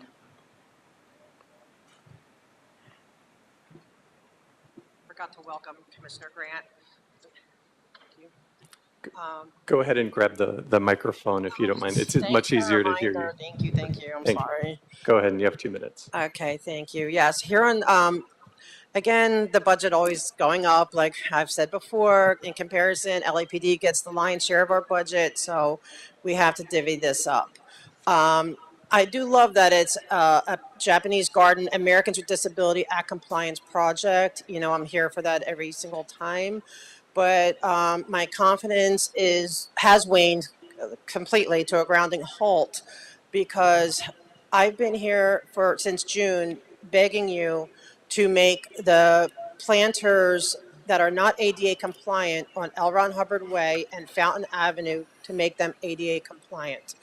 I have begged you to the point where, like, on Zoom and now in person, to look you straight in the eye and say, please, for the love of God, make those planters ADA compliant. It's not asking too much. It's federal law. I mean, all you have to say, oh, it's a federal law, you know, that like we have to do this. I know the city has told them they have to do this, and it's still, but I'm coming to you because you have the power to make it happen. If you will not make it happen, how can I trust you to make this project ADA compliant? Like, in all honesty, how? How can the community trust you? And, you know, and I yield back the rest of my time. Thank you. And we Is it do, okay if I keep this down so I don't have to keep grabbing it? actually, we do have staff members who would, Oh, yeah, yeah, that's they right. need to. Okay, never mind. That's all right. So if you like, Vice President Villegas, I can see if the Zoom user who initially indicated that they wish to offer commentary on item 13 is still in the room. And then we do have one new hand raised on Zoom. I can ask if they would like to offer commentary on item 13. So Bob Minton, if you're in the room, and it appears he's left. Julie, user Julie, I do see your hand raised. I'm going to ask you to unmute. Would you like to offer commentary on item 13? No, sir. I would like to do a general comment. Thank you. Very well. I have you down for general comment, Julie. I'm going to go ahead and lower your hand, and that concludes commentary on item 13. All right, thank you. All right, so for item number 13, this is in Council District 6, and it's a revised budget and supplemental agreement change order number 12, SJDMB Incorporated, and recommending that the board, number one, authorize $140,000 in additional contingency and approve a revised construction budget of $1,236,692 for capital improvement project 8654 Donald C. Tillman Water Reclamation Plant Japanese Garden Americans with Disability Act Compliance Project. Number two, authorize the city engineer to issue supplemental agreement change order number 12 to SJDMB Incorporated for not to exceed the amount of $50,000 for a project to compensate the contractor for extra work resulting from differing site conditions. Number three, authorize two members of the board to sign the supplemental agreement change order number 12. Number four, authorize the city engineer to issue subsequent change orders under contract 139694 for the revised construction budget of $1,236,692 for the project. And welcome, welcome Nadir. Good morning. Nadir Shah, Bureau of Engineering, Environmental Engineering Division. I am here to brief the board on the Capital Improvement Project, CIP 8654, Donald C. Tillman Water Reclamation Plan, Japanese Garden ADA compliance. The briefing includes the request for board authorization for $140,000 in additional contingency and the issuance of supplemental agreement change order number 12 with not to exceed amount of $50,000. The project aims to ensure that the Japanese garden at Donald C. Tillman Water Reclamation Plant is in compliance with the American with Disability Act by replacement of two pedestrian bridges and the construction of an ADA compliant family restroom. The project was awarded to SJD&B Incorporated on October 20th, 2021 in the amount of $913,000 and $910 with a contingency of $182,000 and $782, totaling $1,096,692. Over the course of construction, the contractor encountered unforeseen conditions. An additional scope of work was added, which led to design changes and delays due to permitting. Change orders number 1 through 9 have exhausted the contingency of $182,782.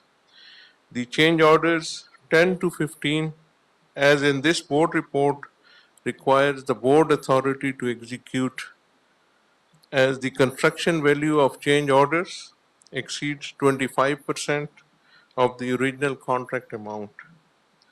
The PRC approved the revised budget of $1,236,692, including an additional contingency of $140,000 at its May 2024 meeting.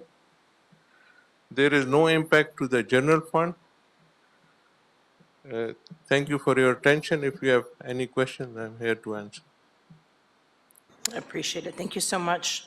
Commissioners, do we have questions on this item? Do we, go ahead, Commissioner Pro Tem Davis. There was some additional work done on the project, is that right? So work is, at the time of the board report, it was 80% done. Now all of it is done. We are at the closeout and negotiating with the contractor. So these change orders will complete the contract and will help us close out the contract. Got it. So the work physically is already Yes, done? work is finished. This is just administratively closing it? That's correct. Got it. Thank you so much. Thank you for that question, Pro Tem Davis. Yeah, my question was regarding just the finishing up of this project since it's been going on since 2021. But thanks for letting us know that it's, I mean, the board report says it's already 80% done, so I'm glad that it's coming to a conclusion. Yeah, so we expect the statement of completion issued this month. And the delays, because of unforeseen conditions, we have to get some components redesigned and then get the building and safety approval. So it took some time. But the good news is that all the construction is 100% done. All right, thank you. All right, do we have a motion to approve this item? All right. Second. Mr. Knight, we have a motion by Commissioner Grant and a second by Pro Tem Davis. Very well, we'll take a roll call vote on approval of item 13, starting with you, Madam Vice President. Aye. President Pro Tem Davis. Aye. Commissioner Grant. Commissioner Corson. Aye. And Commissioner Reyes. Aye. All ayes. Item 13 is adopted and will move forward forthwith. Great, thank you. Thank you, Nadir. Good to see you. All right, then let's go on to item number 14. And I think we do have public comment from Audit LA. Yes. Yes, you have 3.5 minutes that is counted towards your allotment. Okay, so okay. You're making me do math this So morning. 6.5 remaining. Cool. Okay, thank you. We're here on item number 14, and we are talking about street improvements and repairs. So going back to previous jobs, we're going to look at you guys gave permit A's to the Church of Scientology for L. Ron Hubbard repair. We've notified you numerous times that they have a senior citizen, maybe 70 years old, who's a Sea Org member, which means he makes $47 per week, okay, working maybe 100 hours or more per week. And he is out there literally vacuuming and polishing the bricks on a public street. I know by law, once a worker is touching a public street, they have to be paid what the going rate. I don't know if it's minimum wage. You're a president, you were a former president, I believe, of the union. So this should be something I would hope that you could look into, sir. They are having their Sea Org members working on the public right-of-way, on the public street with their permits. And instead of getting the people who, would be, tasked with this kind of thing, getting paid full rights, they have and we have it on film. I mean, not me personally, but it's out there. Senior citizens doing power washing and vacuuming and polishing the bricks of a public street. It's a disgrace. And we've been coming here. I've been coming here myself since June, since they've been getting these endless permits. And I'm just at my wit's end. I care about this senior, this man. I mean, okay, he's an adult. Maybe he could, make a choice and leave. Maybe not. I don't know. But I'm here for the people, the community, and the people who are being abused by Scientology, and that man is being abused. And I just want to make sure that that is not happening, that will not happen with this project or any other project. For whatever reason, Scientology gets to be off the hook for everything. I'm not sure why, but please don't let that happen here. Make sure everyone is getting their fair wages if they're working on a street. Thank you. Thank you. And Mr. Knight, do we have comments on Zoom for this item? We do have one commenter who indicated that he wished to speak on item number 14. I will make a call out and see if he's rejoined the room. User Bob Minton.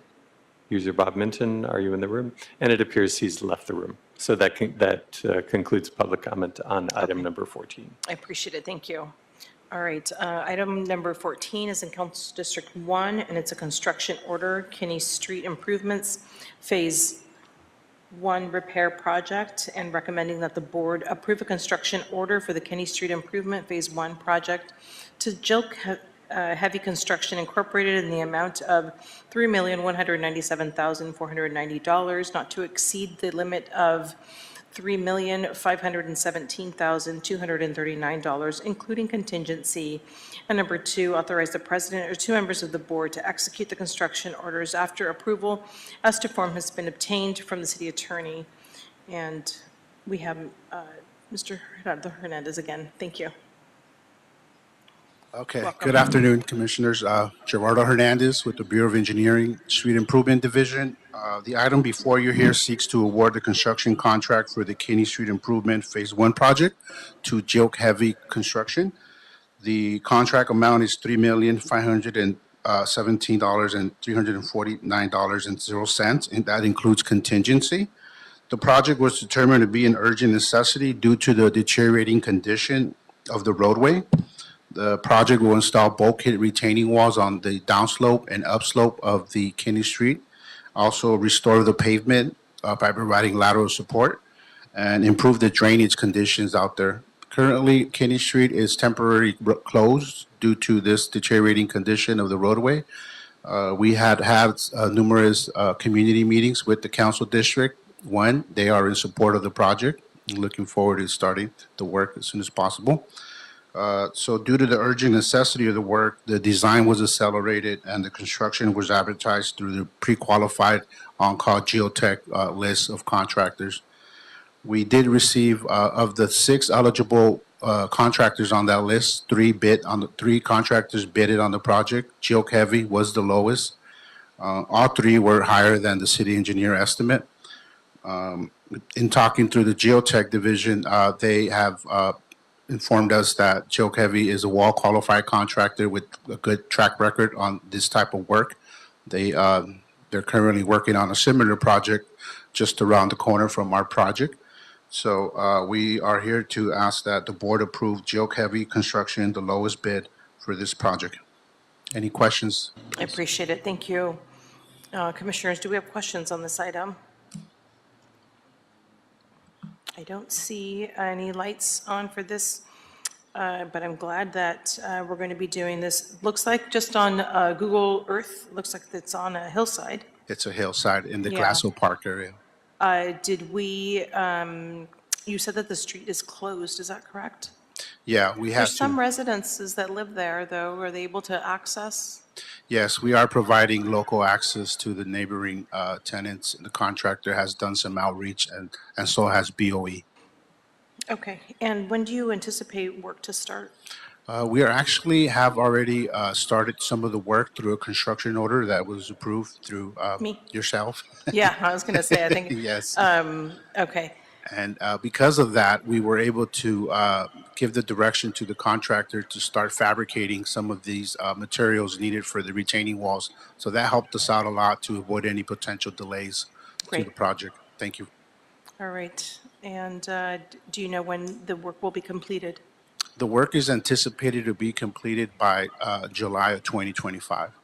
The contractor has provided an accelerated schedule.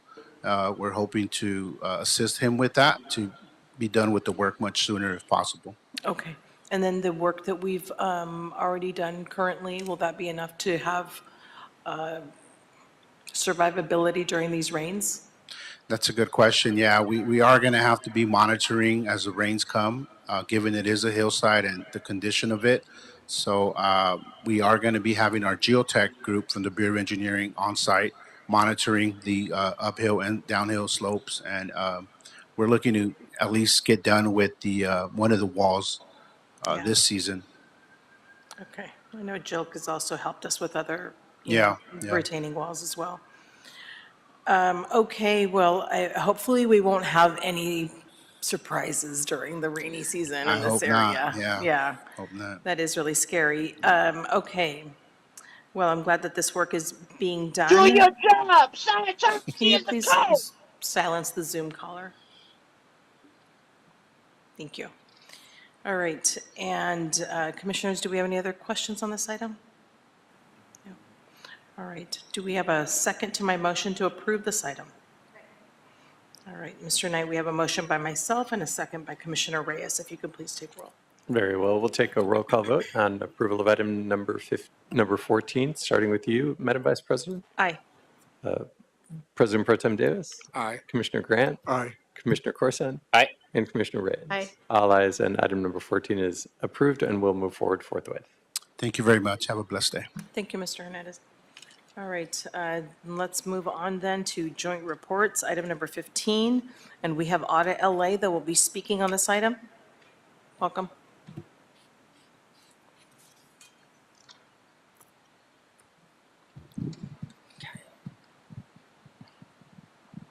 Let's see. Oh, good afternoon already. Okay, this is, remind me, we're on 15? We are on item 15, yes. Thank you. Okay, I want to speak on this because it's Council District 13.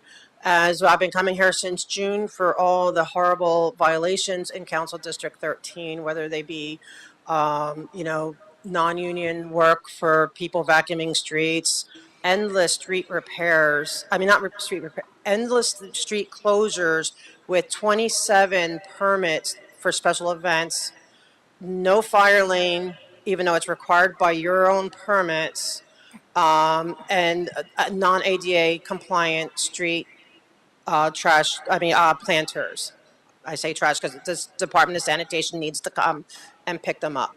So here we are in CD 13 asking for new things, and they want us to have the confidence that CD 13 has it together to do any of this. I don't have that confidence, even though I do like the Bureau of Engineering. I think they're good. And I'm trying to give the councilman of 13 the chance to get his house in order when it comes to all these complaints since June. But in the meantime, I would say no, because they need to get it in order, as does the commission. And I reserve the rest of my time, 36 seconds. Thank you. Thank you. And Mr. Knight, do we have any other public comments on Zoom for item 15? We do. The individual appears not to be in the room, but let me make one call for Bob Minton. Bob Minton, and it appears he's left the room. So that concludes public comment on item number 15. None? They're not in the room. Okay. All right, then let's move on then to item 15. And this is in Council District 13. It's a joint report with BOE and Bureau of Sanitation, construction budget and construction orders and change orders with Tomovich and Associates, recommending that the board authorize a construction budget of $475,000, including contingency for the super expedited wastewater emergency rehabilitation for sewers program Santa Monica Boulevard right-of-way project. And number 2, authorize the city engineer to issue the construction orders, change orders up to the authorized construction budget for this project. And before us, we have Mr. Christian Guerrero. Welcome. Thank you, Commissioners. So yes, I'm here to brief you on the board report request for the construction budget for the Santa Monica Boulevard right-of-way project to Tomovich and Associates. Requesting authorization of construction budget of $475,000, including contingency, and to authorize city engineer to issue construction orders and change orders up to that authorized budget. A little background on this project. Our Bureau of Sanitation initially issued this as an emergency sewer repair on January 11th of 2023. And this was to repair 3 separate sewer reaches that were defective due to pipeline fractures that were discovered, multiple cracks throughout the pipes, and severe root intrusion. There were also severely corroded maintenance holes that were found. A sanitary sewer spill incident did occur, and this was mainly caused due to this root intrusion in the pipes, and therefore sanitation placed these reaches on a quarterly cleaning schedule in order to prevent future spills from happening until the repairs can be completed. The project is located in the partially in the public right-of-way on Santa Monica Boulevard, and it is within a sewer easement inside private property between Santa Monica Boulevard and Manzanita Street. And this is shown in figures 1, 2, and 3 on the report. The pipes were existing 6-inch vitrified clay pipe, 7 feet deep, and with a total combined length of 264 feet, and they were constructed in 1922. Initial investigation was done to potentially relocate these 3 sewer reaches outside of the private property easement and locate them all into a public right-of-way in order to avoid conflicts with existing buildings that were constructed over these sewer easements and slope stability concerns that existed in the area. After investigation, that relocation was deemed infeasible, and that was due to the difficulty of establishing the private house connections for each of these residences that were connected to these sewer lines. It was then decided that we needed to rehabilitate these reaches via pipe bursting method in order to avoid these conflicts of structures being built over the sewers, trees that were in the way, and the very steep ground. We developed a schedule work and prices, and we used applicable fixed price items and also non-fixed price bid items and calculated quantities, and Tomovich and Associates was the lowest bidder at $395,511. A request was sent to the liaison commissioner on March 20th of 2024 to request emergency authority to issue construction orders exceeding the city engineer's authority of $150,000 for this project, and to approve a construction budget of $475,000, including contingency for this project. This was due to the fact that sanitation had to keep maintaining these reaches until these repairs could be done, so we needed to get out there as soon as possible to do the work. This authority was granted on March 28th of 2024, and the project was completed on July 30th of 2024. Therefore, it's requested that the board approve the construction budget of $475,000 and authorize the city engineer to issue construction orders and change orders to that amount to Tomovich and Associates. Thank you very much. Thank you, Mr. Guerrero. Do we have any other questions on this item? I don't see any questions on this item. I don't have any questions either. Do we have a motion to approve this item? So moved. All right, Mr. Knight, we have a motion by Commissioner Corsan and a second by Pro Tem Davis. Very well. We'll take a roll call vote on approval of item 15, starting with you, Madam Vice President. Aye. President Pro Tem Davis. Aye. Commissioner Grant. Aye. And Commissioner Corsan. Aye. And Commissioner Reyes. Aye. All ayes. Item 15 is approved and will move forward forthwith. All right, thank you so much. Thank you. Have a good day. You too. All right, then item number 16. We have public comment by Audit LA for item number 16. Okay, thank you. And do we have any callers on Zoom? Let me make the call out for Bob Minton. Bob Minton, and it appears he's left the room, and that completes public comment for item 16. None? No. Okay, thank you. All right, then let's move on to item number 16. And this is a joint report with Bureau of Engineering and Bureau of Contract Administration in Council District 8. Contract award, Access Pacific Incorporated, known as Access, recommending that the board declare Access the low bidder, be the lowest responsive and responsible bidder, and award Access a contract for HSIP Cycle 7 Great Street Crenshaw Boulevard improvements, Florence and 79th Street Federal Project ID number HSIPL 5006854 for $6,430,187.65. And number 2, authorize the president or 2 members of the board to execute the contract after approval as to has been obtained from city attorney. And before us, we have Mr. George Wang. Hello. Hi, good afternoon, Commissioners. My name is George Huang from the Bureau of Engineering. And our item before you today, we're excited to bring another project out to construction. This one is the Highway Safety Improvement Program, HSIP, which focuses on pedestrian enhancement crossings. So the scope of work will include constructing raised medians, curb extensions, high visibility crosswalks, and traffic signal modifications, and also flashing beacons at mid-block crosswalks. And the work will take place along Crenshaw Boulevard between Florence Avenue and 79th Street. The project received 2 bids, one from Access Pacific and Excel Paving on October 25th, 2023. The apparent low bidder, which was Access Pacific, had a low bid amount of $6,430,187.65.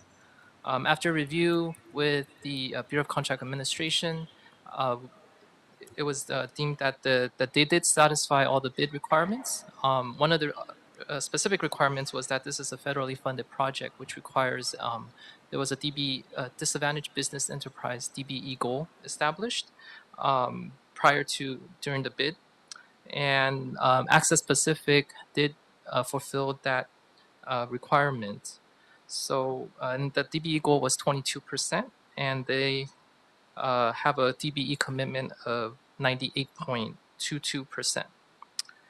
We had to spend, because of the bid was higher than the city engineer's estimate, we spent some time working internally with our partners at the Department of Transportation, LADOT, and also with the CAO's office to get the funding secured and identified to proceed with the awarding this contract. Because of the importance that is placed on pedestrian safety, we were able to do so with the 2 offices' support. So that's how we were able to proceed with this board report today, to recommend the award of this construction contract. And that concludes my presentation for this item. All right. Thank you so much for that thorough report. Commissioners, do we have questions on this item? Yes. Go right ahead. Thank you. Appreciate the report. Could you provide a little bit more detail and color on why it was 100% higher? I think that's important just for us to understand. I understand it's federally funded and the number of participants in the bidding process may be lower than usual, but over 100% is, it stands out. Absolutely.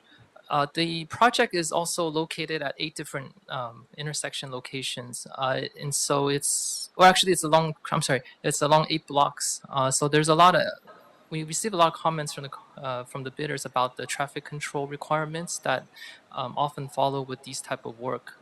So there's also that it does take it's been taking a lot of time to get these approved and prepared, and at the same time during this there's also a lot of escalation in terms of the cost of materials and the labor that that the contractor has been factoring. We actually took a look at a lot of the unit prices that the bidders came in, and we looked at like cost of asphalt, concrete, removal, placement of sidewalk, and they're definitely a lot higher than when we were preparing the estimate. So there's probably a lot of kind of fluctuation in that market. And also we have been also seeing the more of the same contractors that have been working on these pedestrian improvement projects, and we've been trying to outreach to other contractors to try to put in bids. But oftentimes we also have been seeing we definitely could do more outreach, I believe, to try to encourage more competitive, more outside contractors to put bids as well. So thank you. But to kind of summarize all that, the biggest change the biggest difference in the estimate to their bid proposal is just basically the time it's going to take to do 8 blocks, not so much the cost of material? Or is it the cost of material? Because I'm trying to get to, one, if we can prepare for, you know, obviously we're going to change the estimates on the pricing, but if you're saying it's the, change the estimates of what we put out there, but if you're saying it's timing on approval, then maybe that's something internally we can also investigate to see how we can streamline it a little bit more, so we can do more work rather than, you know, 6 million instead of 3 million for one project. Right, and yes, I believed also that we can streamline sort of the process from the time the bids are received to the time we award the project. And I know some of these contractors, the two that are that we receive, have worked with the city before, and and also with this project has about 500 in the contract, 548 calendar days. So with the fluctuation of just the construction market, I believe that that's why we're seeing a lot of the higher values. So because of the kind of the long lead time, the contractor did agree to extend their bid bonds up to October 4th of 2024. So even if we do award this contract, they have agreed to hold the unit price cost for this contract. Okay, thank you. Thank you. And I wasn't sure if our BOE representative wanted to chime in on this to provide more context. And Christine, if you're available and would like to offer more input to the commission.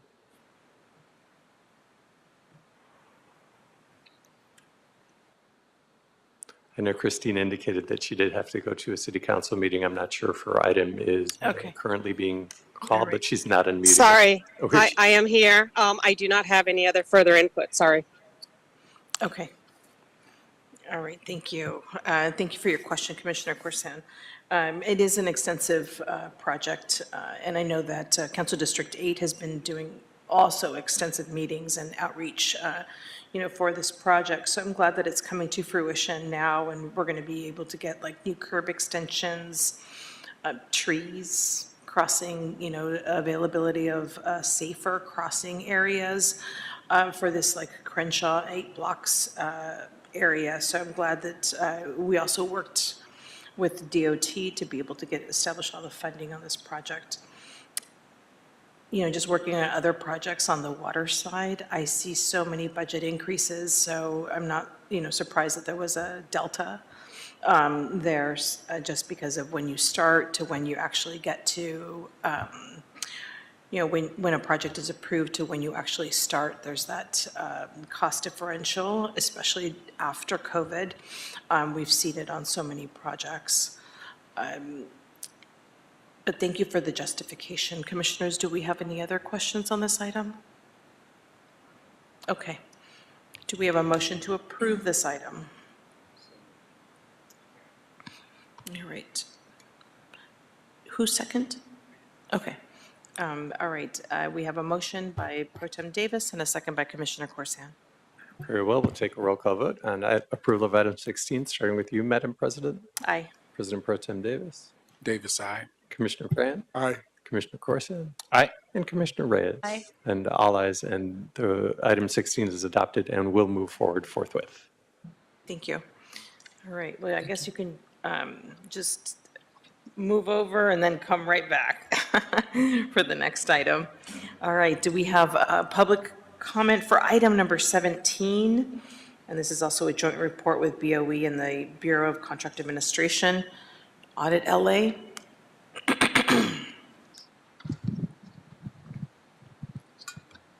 Yes, I want to refer mostly because of CD4. We have also come a few times to report that there's a gigantic log at 5907 Franklin Avenue in front of La Poubelle Restaurant, and the cross street is Bronson, it is to deter anyone from parking there, and that's not right. We need our parking back. So if you can see to having Department of Sanitation go out there and haul it, that'd be great. Thank you. I reserve my time. Thank you. All right, and Mr. Knight, do we have any other commentaries on Zoom? Let me just make one call out for Bob Minton. Bob Minton, are you on the Zoom call? And that concludes public comment. There are no commenters. Appreciate it, thank you. All right, let me read this one in for the record. Item number 17 is a joint report with BOE and Bureau of Contract Administration in Council Districts 3, 4, 6, 7, 8, 9, 11, 12, and 15. Contract award International Line Builders Incorporated, doing business as ILB Electric. Recommending that the board declare ILB the sole bidder to be the lowest responsible bidder and award ILB a contract for the HSIP grant 8 left turn signal modification and median islands for 13 locations. Federal project ID number HSIPL 5006 868 for $6,413,893. And number 2, authorize the president or 2 members of the board to execute the contract after approval as to form has been obtained by the city attorney. Welcome back, Mr. Wang. Thank you. George Huang again from the Bureau of Engineering. So we have another Highway Safety Improvement Program, HSIP project. This is the Cycle 8 project that we're bringing forth to the board for construction award consideration. This project's a little different. It actually spans across 13 different intersections across the city, which is referenced in Figure 1 of the board report. So it does span 9 different council districts. This one focuses more on constructing protected left turn phasing at the intersections and also providing accessibility for pedestrian signals and also put by installing push buttons and also upgrading the curb ramps and the signal and the street lighting as well. The project received only one sole bidder, which was at the $6,413,893. So this was about 36% higher than the city engineer's estimate. And also, one of the things that come to mind also from the previous board item was that one of the other reasons was that this project is also federally funded, so it does require the DBE goal commitment, and that was 21%. The contractor committed to just to 22.27%, so they did meet that requirement as part of the bid. And from this project, because of the locations across the different council districts, trying to coordinate that effort with the mobilization, and also the DBE participation, which is trying to encourage subcontracting for subcontractors that qualify under the DBE goals. A lot of times that does limit the prime from kind of outreaching to other subcontractors that they might have partnered with before. So that sometimes can result in higher unit prices because we're trying to also promote outreach to other smaller businesses and smaller subcontractors. And we, every time we do have a higher bid, we make sure we kind of analyze, one, can we have the funding for it, and the benefits of proceeding or rebidding the project. So we did consider whether to rebid or not, and we feel that rejecting the bids and also will not attract any lower bidders just because of the DBE commitment goal that we have that are required for this project as being a federal funded project. So the contract duration for this is 455 calendar days.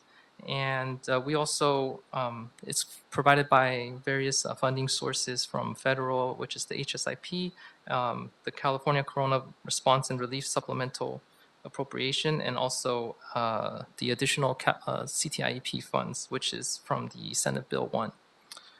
With that, that concludes my report for this project. Thank you. I appreciate it. Thank you.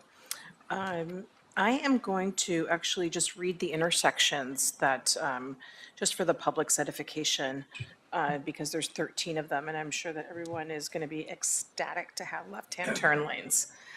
So we have 13 of them. We have Concert Park Drive and Jefferson Boulevard, Balboa Boulevard and Parthenia Street, El Medio Avenue and Sunset Boulevard, Foothill Boulevard and Osborne Street, Plummer Street and Tampa Avenue, Tahunga Avenue and Ventura Boulevard, 62nd Street and Western Avenue, Compton Avenue and Imperial Highway, much needed, Florence Avenue and Van Ness Avenue, Gage Avenue and Main Street, Lassen Street and Sepulveda Boulevard, Lincoln Avenue and Sherman Way, and Tampa Avenue and Victory Boulevard.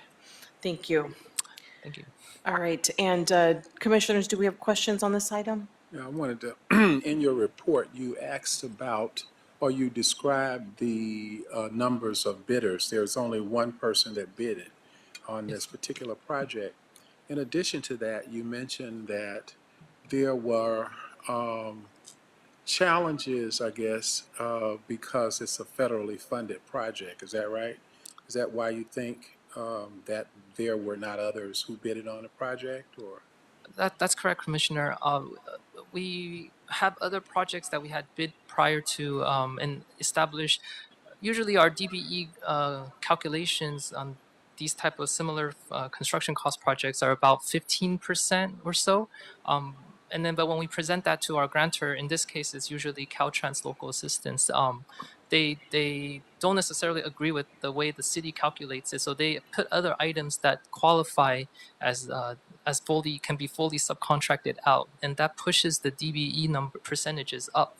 So now we're seeing goals like above 20%, to maybe about like 25%, and the bids that we had received in prior projects, a lot of the contractors don't meet that DBE commitment. We had one just recently where they had only less than like 1%, in their bid of the DBE goal committed. So then they're required to provide their good faith effort documentation. That gets reviewed by Bureau of Contract Administration, and then that recommendation gets taken to Caltrans, and they have to agree to the city's assessment to accept their good faith effort.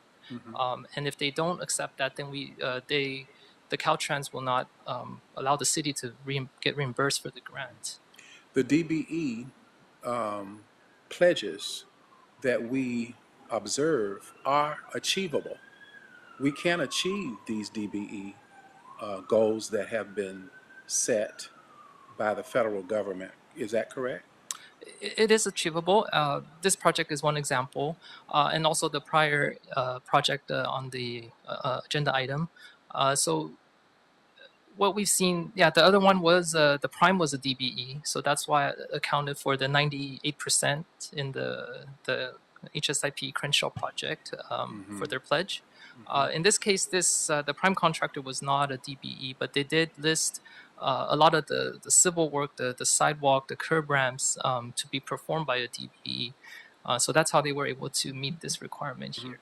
What is it in your experience, do you think it is that our contractors have difficulty with federal projects? And more importantly, why is it that it appears that there seems to be some challenge in pursuing the DBE population to achieve these jobs that require it? Why is it, do you think, from your experience, that the majority of the prime contractors to whom we would like to give information to participate are having difficulty in doing so? I mean, this was the only sole prime contractor on this project, correct?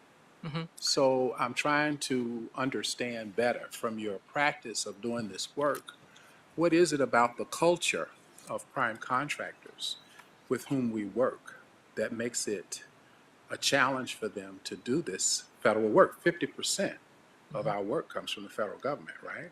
Correct. Okay. So can you give me some response based on your experience as to what just what it is within our culture of prime contractors that makes this a challenge for which they have difficulty in participating? Right. Based on my experience, the during the bid package, we do make the contractors aware of where to find subcontractors that are DBE certified. It's on the California state website, and I think it's also on the city's website. So they can, they're supposed to outreach to all the subs that meet that work which needs to be performed.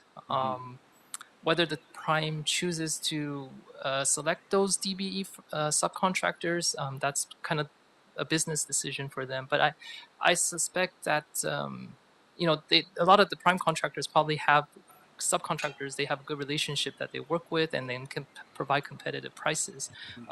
But because oftentimes they may have to, because of the DBE requirements, they might have to work with another subcontractor they're not familiar with, and where they receive a high quote from. And I think I'm not really confident on this, but I think it kind of might discourage some of the primes to bid because they don't feel that they may be competitive enough to submit a bid. And that's something that perhaps through contract administration we need to explore in the future. And I understand that you don't have definitely that direct responsibility, but it's something that we need to observe and consider, and not just simply you, but all of those of us who are working with contracting. The other final question I have is that the bid that was made by this sole proprietor, if you will, was twice as much as the bid that we, the estimate that we made. Why do you think it was that big of a gap in terms of what we thought the job cost and what it actually, according to the contractor, costs? In some of these projects, we're seeing a lot the traffic control bid item as a very high cost compared to what we had seen in other prior projects. Sometimes it's like the triple or quadruple the cost of our estimate just for that one traffic control bid item. And the contractors who have worked with the city before have been putting those in because based on their experience, they understand that there's sometimes can be a long review time, multiple revisions, a lot more. There's requirements placed that will impact their schedule. So I think all those factors can have some contribution in the pricing that they put in these bids. And then the other things we looked at we're also looking at like I mentioned the concrete curb, the asphalt, the base, a lot of those values, when we do our own initial city engineer's estimate, we're taking those also based on the market rate at the time. But for some reason, like when it actually goes out to bid, those values still come in higher. What impact do you think the assessment that we got from Caltrans in terms of how we calculate, what impact do you think that has upon our difference in terms of estimate versus what prime contractors, unless we just don't believe them, and it's possible you would know better than I, but that unless we just don't believe them or that the cost is a little bit more than we anticipated, coupled with the fact that we're seeing that we are being viewed in some circles with whom we deal with people in the business as calculating in a different way that is not sufficient with what is being perceived in the business. How do we juxtapose that challenge, these challenges? I think, I'm sorry to interject here. That's it. Mr. Knight, if we can have BCA come on the line, Angela Martinez possibly could help answer some of these questions. Yes. This is a joint report with BCA and BOE. Thank you. And Good afternoon. Yes, ma'am. Angela Martinez, Bureau of Contract Administration. I have to apologize. My connection is terrible. So I missed some of the questions, but I will do my Sure. best. I was asking, as we look at dealing with Caltrans, who has called to our attention the way in which we calculate when we are assessing financially estimates in terms of construction work needs to potentially be explored in terms of different options and calculating in a different way, on one hand. On the other hand, when we look at this particular motion before the board right now, it is a big gap between what our estimate was and what the estimate of the prime contractor is to do the work. And so I was asking then, how do we juxtapose these two challenges we have in doing construction work? Because of course, you know, we have more construction work to do, and these are issues that we are going to have to deal with. So I was asking for some feedback in terms of how we are able to evaluate those challenges in doing this work. So unfortunately, this happens quite a bit in my experience where engineering, through their design team, they come up with what they assume it will cost to do a project, and then the contractor comes in with something that to some of us may seem astronomical. And so what they do sometimes is that they also call for another reassessment of the original project amount by the Bureau of Engineering, or in this case, Caltrans. I've seen that happen before. So Caltrans's challenge also is something, I guess, that we will look to in the future. That was basically a question I'm asking the two of you, and we can further discuss later when you have an opportunity those issues. But I think it was something that we need to ponder as we move forward because I think both of those two issues are significant. Yes, sir, I agree with you. Thank I you. will say for the DBE program, it is in the board letter. I know it's 163 pages, but on page 144, it does say that the project was advertised with the DBE goal of 21%. And the Office of Contract Compliance, based on the review of the documents submitted by ILB, reported that the contractor pledged a DBE commitment of 22.27%. And an OBE participation level of 17.13%, which is what yes. you alluded to. Yes, and what I was saying was that, but the majority of our culture of prime contractors did not see a reason to compete for the work.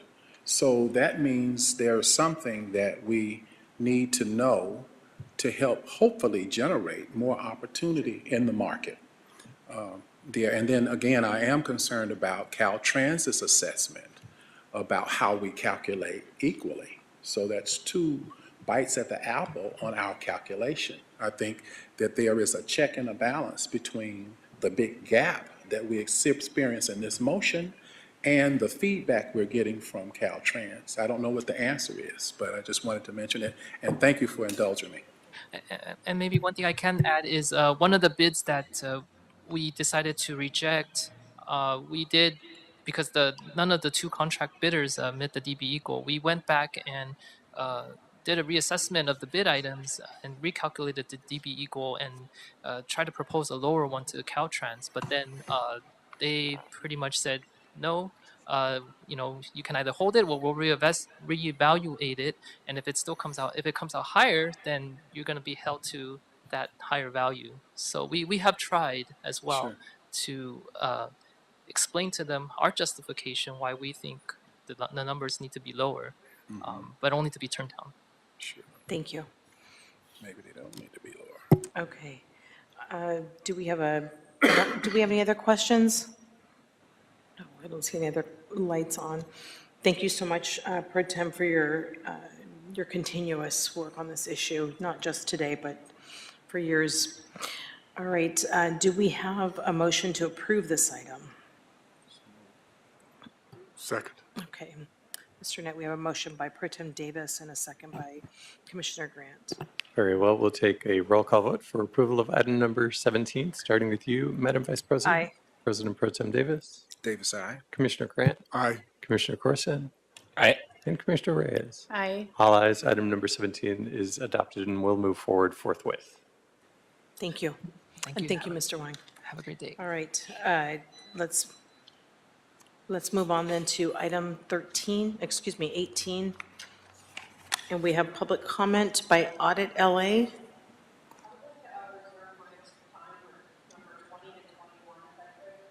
'20 and '21 have been tabled for October 30th, and Mr. Knight made that announcement at the beginning of our meeting. Sorry, I guess I missed that one. Okay, then I'm supposed to be going number 18.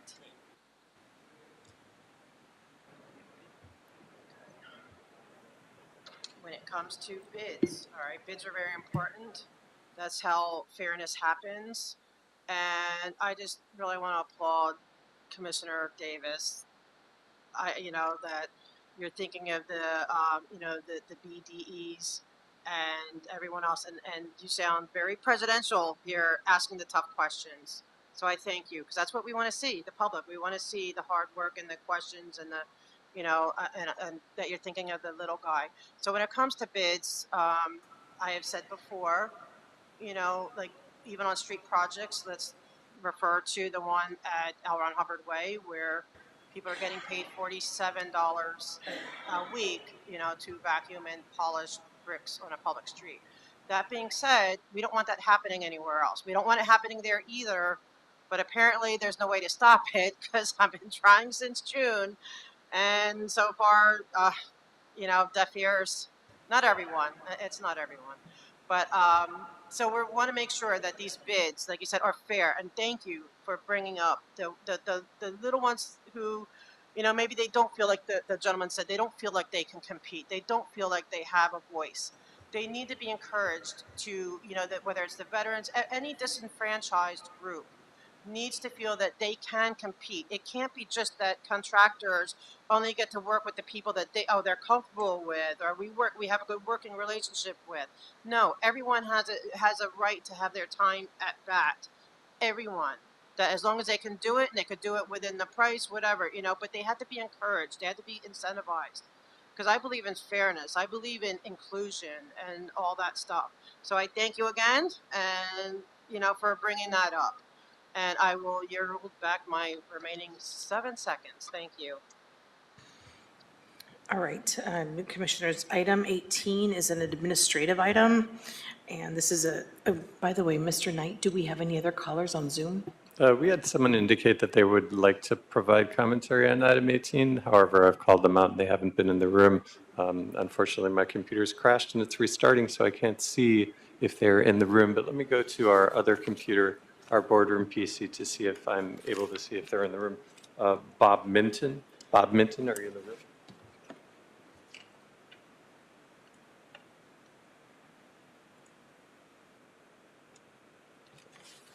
And they're not in the room, and that Okay. concludes public comment. I appreciate it. Thank you. I'm glad we checked. Item 18 is a specification submitted for board adoption and authorization to advertise for the invitation of bids in Council District 14, and that's the 6th Street Green Infrastructure Corridor, work order S33WE6GC, estimate of $2,455,000, with a bid receipt date of Wednesday, November 6th. Do we have a second to my motion to approve this item? Okay. All right, and Mr. Knight, we have a motion by myself and a second by Pro Tem Davis. Very well, we'll take a roll call vote on approval of item 18, starting with you, Madam Vice President. Aye. President Pro Tem Davis. Aye. Commissioner Grant. Aye. Commissioner Corson. Aye. And Commissioner Reyes. Aye. All ayes, and item 18 is adopted and will move forward forthwith. Thank you. All right, then Mr. Knight, for item 19, do we have somebody here from the Bureau of Sanitation to provide a report? We did have someone indicated to be here, able to present the report, Mr. Dan McKay. and he is not here in the room. So I will say that we do not have someone able to present the oral report, Okay. item 19 this morning. All right, then we will have to table this item for the next meeting. So I will go ahead and make the the recommendation that it be continued to the same date as the other item, the other two oral reports of August 30th. October 30th. I apologize, October 30th. Thank you, Vice Yeah, President thank you. Villegas. All right, and I had, Audit LA, I wasn't sure if you wanted to speak on item 19? Audit LA has 7 seconds left, and 7 seconds left.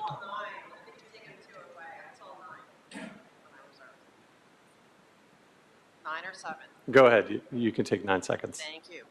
Okay, yes, when it comes to water reclamation, we need that, and the Bureau of Sanitation, send them to do their water reclamation, but we need them first to stop by L. Ron Hubbard Way and Fountain to pick up all the planters that have been ordered to be removed because they're not ADA compliant.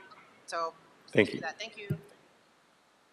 All right, then, Mr. Knight, does that clear the desk? That clears the desk on all of the items on our agenda. However, Vice President Villegas, you did indicate at the beginning that you would take public comment Yes. towards the end of the meeting. I'm sorry, my fault, yes. You're right, you're absolutely right, yes. General public comment, we have general public comment from Audit LA, Yes, we do, and you'll have 2 minutes to offer your and commentary. then we can go on to the Zoom. Here we go.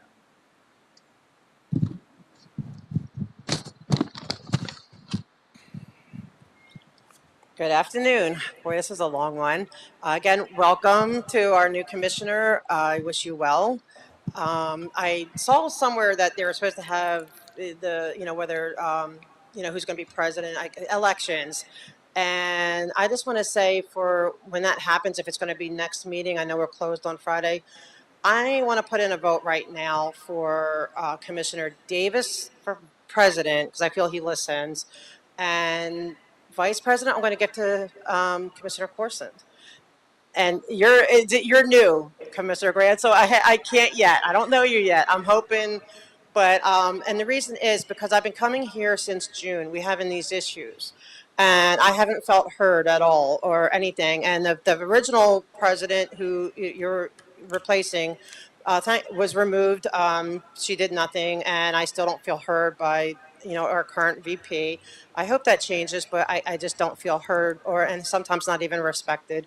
But that's besides the point. I'm here because of the same issues. We don't want these endless street closures. There's been 27 since June. It's ridiculous. We want our street back.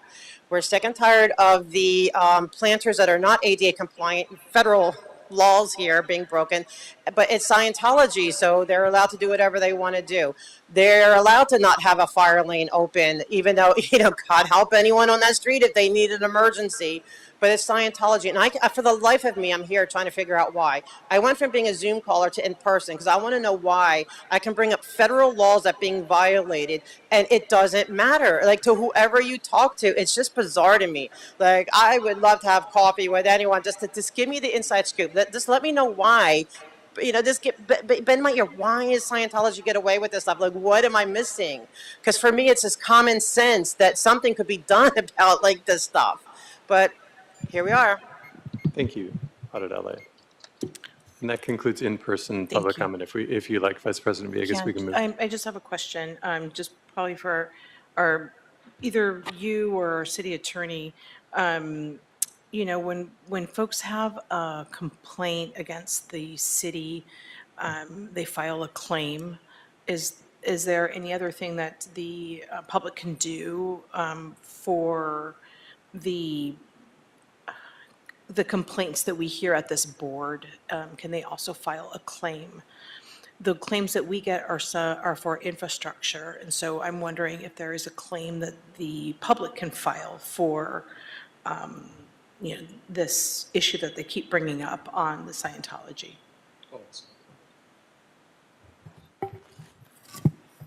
I think generally claims have to be filed by whoever is damaged by whatever action is being complained of. So I am not entirely sure what you mean, whether the public can file a claim. if there's an individual that is a member of the public that is affected by these complained of practices, they can go ahead and file a claim, I suppose. But They can file a claim because they've been claiming about planters. right, assuming this is Planters. assuming that is within the jurisdiction of the board, and the board typically hears such claims, I suppose that. I'm asking just for the public's edification. The- Because the- we've had for the last like month and a half, many folks that come to the City board. attorney, my question would be around contract administration, who inspects what we expect and has some oversight over construction of public works.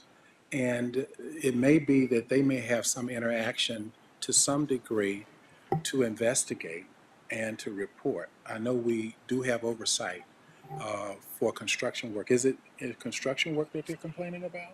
No, they're complaining about permits and planters. Just, Go ahead. No, I mean, we're speaking hypothetically, correct? Because my understanding is, Please move the microphone I'm closer. sorry, Thank you. hypothetically, because my understanding is under the Brown Act, we shouldn't be talking directly on public comment, right? Because it wasn't agendized. So, but hypothetically, if We're someone just had- asking a Right, general right, question general question, about yes. I how just wanted we, to make it's that- an organizational Just wanted that question. for the record. Yeah, I it's a- think, So, I'm sorry, what I've been hearing in the complaints are labor violations. And if there are concerns about labor violations such as wages, the Office of Office of Wage Standards has resources for that. Right, okay. So, Yeah, right, so that we was just my talking. sense is, my Yeah. experience is Bureau of Contract Administration within that, there are various violations that can be complaints made, and I don't think you have to be the aggrieved person, but you can, in fact, on behalf. But in any event, I think that would be Yeah, one. and he is area. our inspector general for the department. Right. But I think we're just talking organizational. Just organizational, right? And Yes, then- and, so- city attorney said that labor, if it's a labor complaint, that there is an organization in labor in which. Thank they you. can- yeah. Okay. And do we have any other callers on Zoom? We do, and we have a number of callers on Zoom. I see 6 who indicated that they would like to offer public comment, and I'm going to go through them right now in the order that they indicated that they wish to offer public comment, starting with Yvonne. Go ahead, Yvonne. Thank you. And I don't appreciate being skipped over for item 19. I Item- will start there. Item 19 was continued. Yes, but you accepted one public comment on that issue. Go ahead. Last meeting, my concerns about the potential release of asbestos and lead at the 1330 demolition, Catalina Street demolition of incinerator smokestacks was not heard. I was skipped over then. My only response to that is, I want you to know that I have informed every federal and state environmental protection agency that that was not only your response, but that risk still continues. You have an obligation for the public safety. Part of that includes that hazardous material, if it is there, that it is contained, dealt with properly from source to the final determination point, which should not be in a grinder and put into some kind of gravel used on a playground somewhere. You have a responsibility not only for your public infrastructure, but you also have responsibilities for things that are done on private property. The practice of moving your public speaking to the end of your meetings, we are speaking now only to you. When all of the department representatives are in-house waiting to give their turn, their presentations, they have ears and they might actually be informed and in a constructive way to take back to their departments Thank you. Thank you, a Yvonne. kernel of knowledge. Thank you. And we'll move next to Kenny. I don't see Kenny in the room. Kenny, are you in the room? And we'll move next to Amy's iPhone followed by Zoom user. Amy's iPhone. Yeah, I'm here. I don't appreciate having to wait till the end for public comment. I'm a mom, and that was not right. That was like very fascist and communist on your part. It breaks the certain act in the Brown Act in California. However, I'm going to continue to say that you're not abiding by the order that they were to take away the planters on L. Ron Hubbard Way. You're letting a cult that abuses children get away with things. I wonder what you're being paid to allow them to get away with things, because if it were you or me, we would not be allowed to be getting away with what they're getting away with. As it's indicated to me from your actions that we have a two-tier justice system and it's not just. You might as well be collaborating with what they're doing and what they're getting away with, hurting children, paying people minimum wages, and not having the fire lane cleared. I'm an RN case manager that studied the ADA for my exam, and you guys, maybe you should need to look it up. And there's a lot of open source stuff about this cult that you're allowing them to get away with things. I would hope that your children aren't embarrassed by you not following through on certain things about the cult, because I'm sure if they talked about Scientology, their friends would be laughing about how it's a cult. And if they found out you're allowing them to get away with things, that makes you a pariah and a Scientology simp.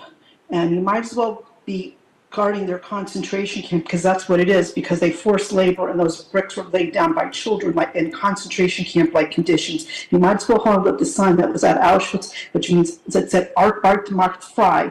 You might as well do that. And it's wrong that you did that, and you're getting a reputation for, you're really like California. Why do you think they call it California? Because you are suppressing our free speech and allowing us to go first, which is out of order to put us way at the end to give our public comment. I yield back my time. Thank you. That's 2 minutes. And we'll move next to Zoom user, followed by Mona M. Hello. Go ahead. Hello. First of all, I want to really thank all of the people who received their honors today and call them to action to deal with all of these things that have been being ignored. I've rolled with audit and many others for a long time. You all don't understand how many people see the atrocities that are going on here. I would also like to ask, are they recycling all of the stuff that they take from the homeless when they break up their illegally, without notice, little homesteads, take everything they own? Do they recycle that? And when they're sent to a bus that the bus never picks up because they're going to these hotels that are being paid who knows how much to take care of them, and they're not even getting the rooms. Where's that money going? Who's paying for the hotel rooms, and what hotel rooms are getting paid for? This is insane. This is worldwide. You don't understand. Other people in other countries are wondering what is going on. Not just me, many others.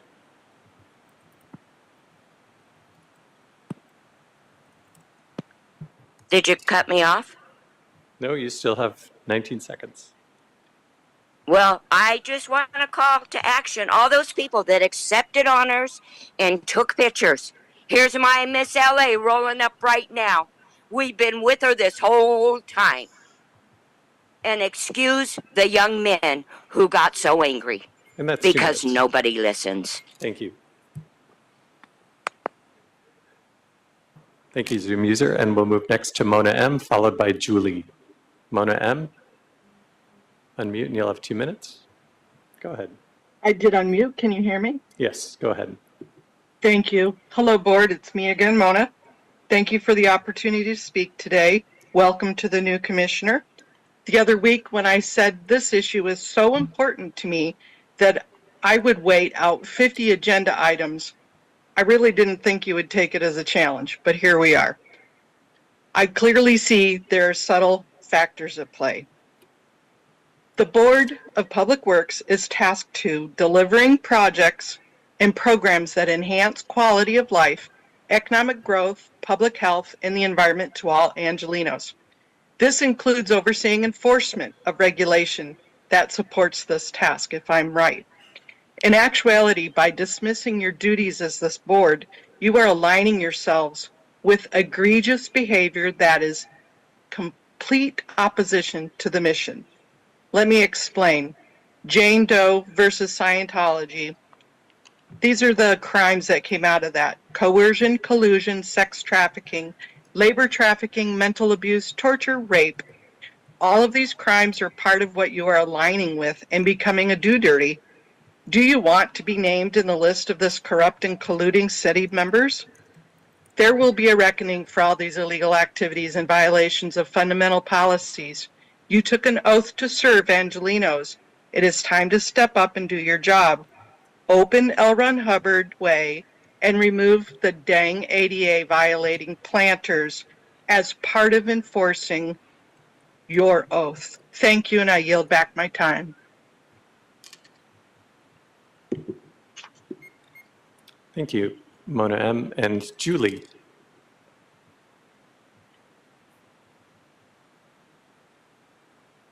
Can you hear me? Yes, we can hear you. You have 2 minutes. Okay, great.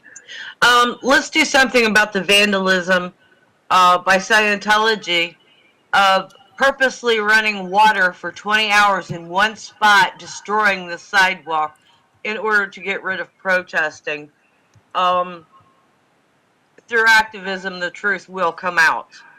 I agree about Mr. Davis. I do believe that he should be the president.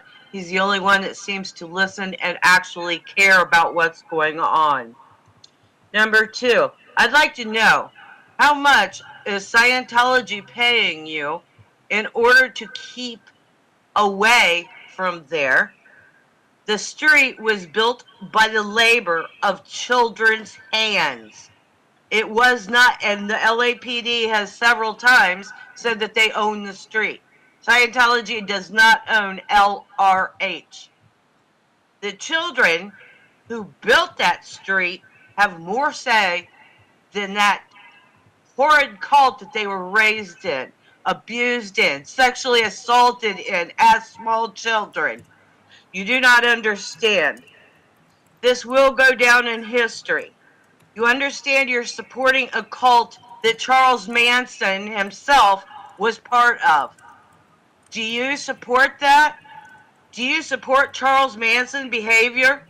Because that's what goes on in that compound. And yes, those people are in there against their will. They are brainwashed. This is proven. Go back through history. Look up Scientology. Look up FBI. Look up Operation Snow White. Learn. We already know that Scientology has infiltrated the city. It is infiltrated as far as the federal government. You guys allowing them to do what they want to do. That's 2 minutes. Do you do this with other churches? Thank you, Julie. Or cults? Are cults exempt from separation of church and state? Thank you, Julie. I'm going to go ahead and put you back on mute, and that concludes public comment for this afternoon. Thank you so much. And does that clear our desk? Yes, it does. All right, then we are adjourned at 1:10 p.m. Thank you. Long meeting. I didn't have such a long one.